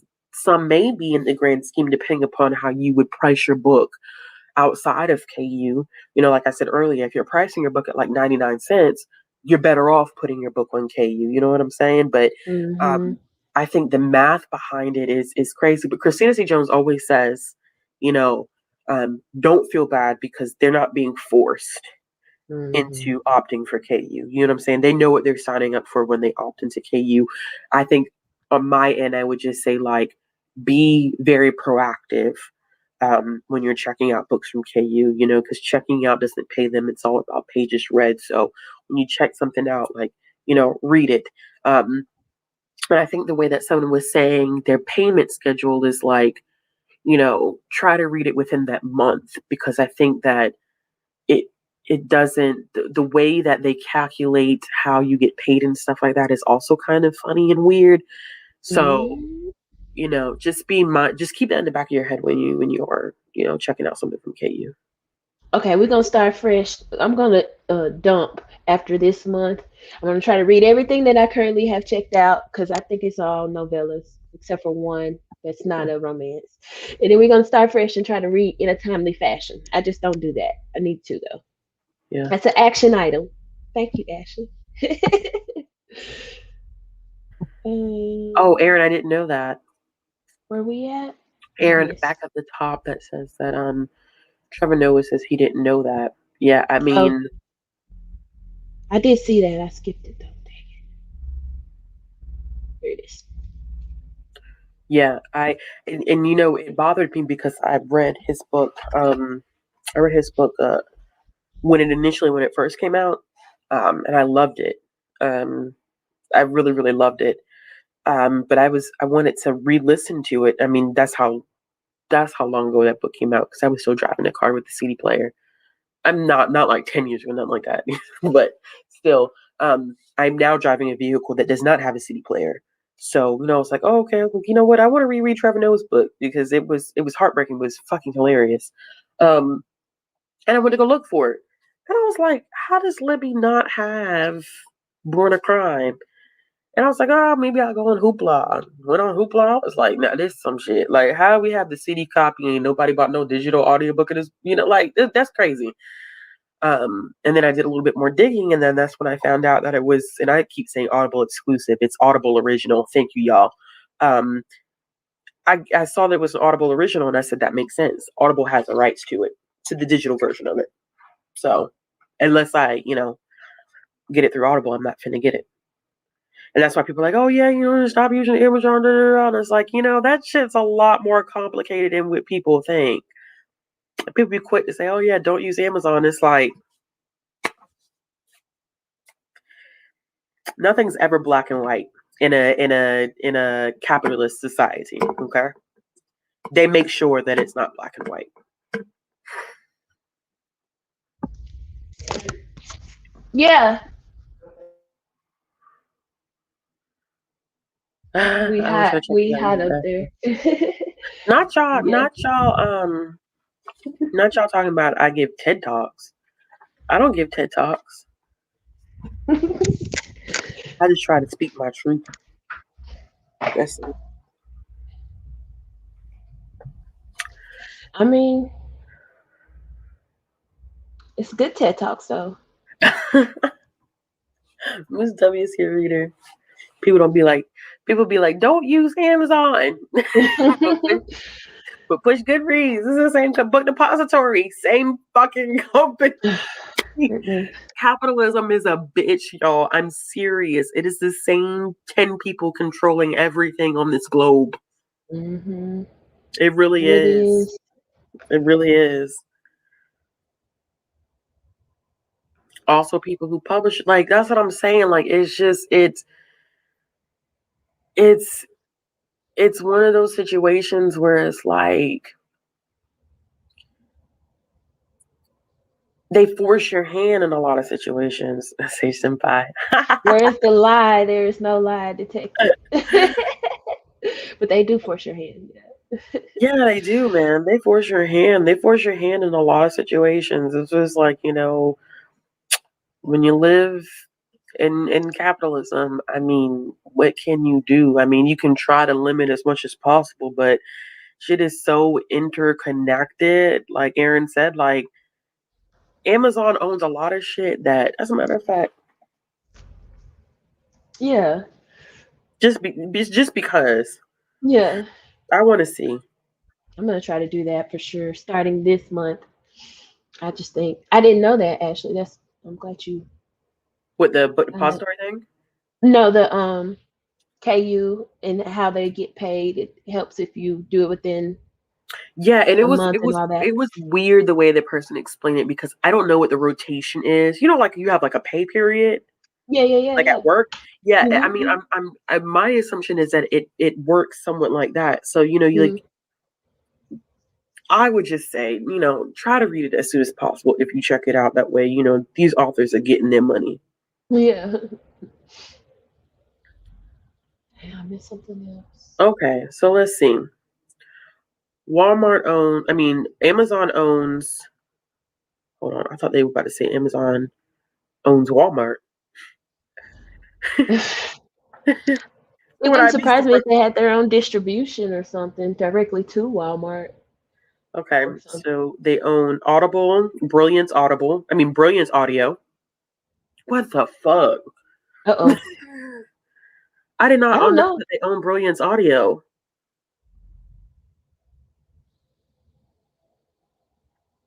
That's wild. That's wild. They own Comixology, Goodreads. Just trying to think of some other things. Oh, now they had another one called Shelfari. What? Yes, They got they another closed what? down, but that's crazy. What was it? Shelfari, I like don't know shelf what and that. then Fari. Yeah, but what is it like? Is it like a It was a Goodreads social or? cataloging website for books. Mm-hmm. It stopped in 2016 Hmm. when Amazon announced that it would be merging Shelfari with Goodreads. Mm-hmm. Makes sense. Amazon owns Whole Foods. Yep, I knew that. They bought that what That is so 2018. crazy. Yeah, What the it's fuck? crazy that they own that. I remember that. And you get a discount in Whole Foods if you're a Prime member. I don't remember what it is exactly, but What the fuck? it's wild. That is wild. That was fucking grocery That's store. precisely what it is. Because they're trying to do that Prime Fresh, which is like supposed to be. They're trying to compete with everything. Like it's a meal delivery service basically. Listen, and all y'all on Twitch, Instacart guess what? Amazon owns Twitch too. sure does.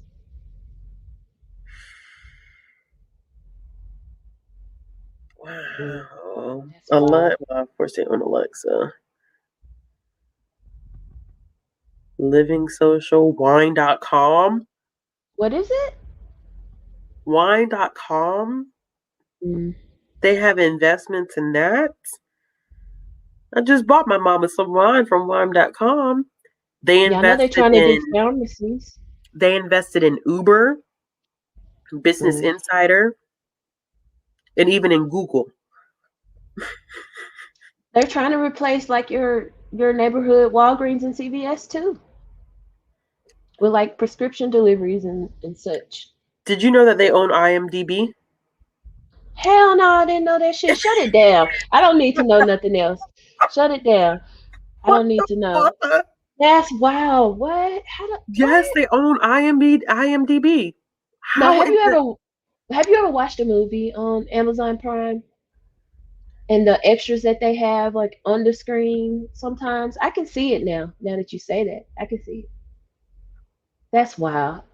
Does it say when they bought them? Yeah, hold on. They said that they bought IMDb in 1998 for Wow, they've had them 500 for million. Many people still don't realize it's an Amazon subsidiary. holy shit. 1998. Wow. Damn. Wow, that's crazy. You telling me that they've owned this company for over 20 years?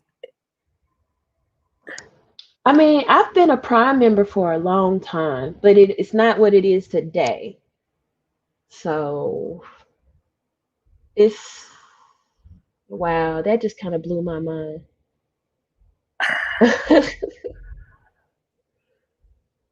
I just don't. I No, there's no, bookstores. There's Amazon brick and mortar bookstores. Shut up. not not what's it called? Shut up. Was it Princess Diaries? What about When she said she told her grandmother, "Shut up," and they were like, "No, it? no, no, shut up." It's like saying, "Oh gosh," like Yeah. our granddaughter was telling her, "Shut up." I'm gonna stop doing this because I think this is just gonna Yeah, shut freak it me down. out. Shut it Yeah, I think I need to down. stop. That you could really go down like uh, you can go down a dark tunnel with that. So I mean, but that makes me think of like Hmm. other companies that do stuff like this. Yes, Heather, I beg your pardon. Shut up. Yeah. You know, I even think about like Disney. Mhm. Like, these people are monopolizing because I are just talking about like comic book. Like, I'm not going to delve too deep in it, but just thinking about it in general. I always tell people like, oh yeah. You know, Marvel just got their rights back to X-Men and Fantastic Four from Fox. Da da da da. And I'm like, but wait, y'all ain't really get it back because Disney owns y'all. So really, Disney has acquired all of this stuff. Yeah. And it is crazy. And I mean, Disney owns, when it comes to visual stuff, Disney owns everything. Fox, Literally. ESPN, like ABC. ABC. That's the reason why Disney Plus has Disney Plus, ESPN, and Hulu bundled together because they own it all. Mhm. Oh, Discovery. Discovery, yep, they own part of Lifetime. Mhm. Like, look, What? let me show y'all. This Mm-mm. is a map of all of the companies that Disney owns. I don't know how well you can see that, Yeah. but do you see that? Mhm. Mhm. Mm. That is wild. That is crazy. It's the same thing. Let me say something. It's the same thing with these publishers. Okay, this is Mm. exactly what this looks like. It's exactly what's happening with, It's exactly especially what happened. Penguin and Random House. Yeah. Yep, yep. It is the same exact thing. Excuse me. Oh, I thought they said I was surprised. Oh yeah, right. Not Chris talking about the Amazon home. I would be like, now see, It's too far. That's the line right that's too there. far.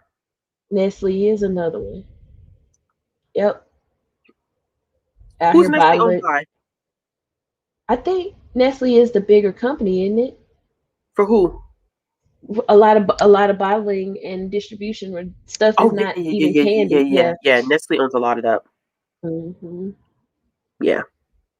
Yeah, you're right, Miss WOC Reader too. Disney Publishing is distributed through Hachette. Through Disney what? Hyperion.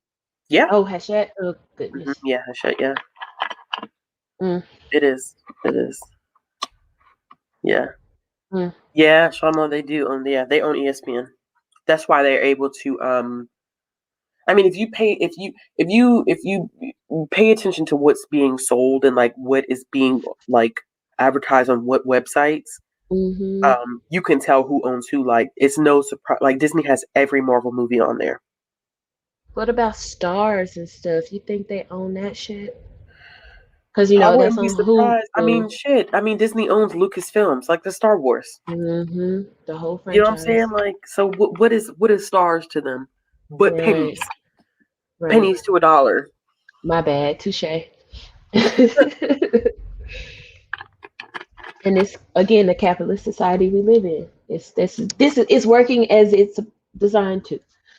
It is. It is working There as it's is an end designed. game to it though. Just there is a there's a point where it kind of collapses. Oh wow, it is a brick and mortar store. I haven't seen that. That's disappointing. Damn, That is super disappointing. they're doing too much. I think. That just, oh gosh, man. Oh man. Well, we've been here for over 3 hours, Ashley. Um, I think the only thing that I didn't cover, we can cover in another video, I think. No. Oh We shit, sprung what you ahead. We sprung ahead today. we sprung ahead. Yes. We What you spring mean? forward today. Oh, we do. Did it go? Nah, not yet. Mm-hmm. That's so fucking discouraging. We're gonna lose an hour. Oh, Erica's already gone. Somebody remind Erica that we spring forward for the live tomorrow. Well, yeah, we were talking about how Viacom bought BET, which means that Mm-hmm. they were able to get Arabesque. Mm-hmm. Mm. That's some bullshit. The time goes up at 2 a.m. But okay. Yeah, you do, Aaron. All right, sorry, Deidre. What were you No, saying? no worries. You were trying to close us out. No, was there anything you wanted that I feel like we covered everything we outlined for the most part, except for one Okay. thing, but I feel like it probably needs its own video dedication. Mm-hmm. So I want to thank y'all for coming. I hope if you didn't catch us from the beginning, you watched the playback and maybe um, learn something, because Ashley did cover a lot of the history right in the beginning. So if you didn't catch that, it was a good foundation for the rest of what we talked about. Um, I think that's it. Thank y'all for coming. I'm gonna drop the intro one last time for the One last road, one. just because I like it.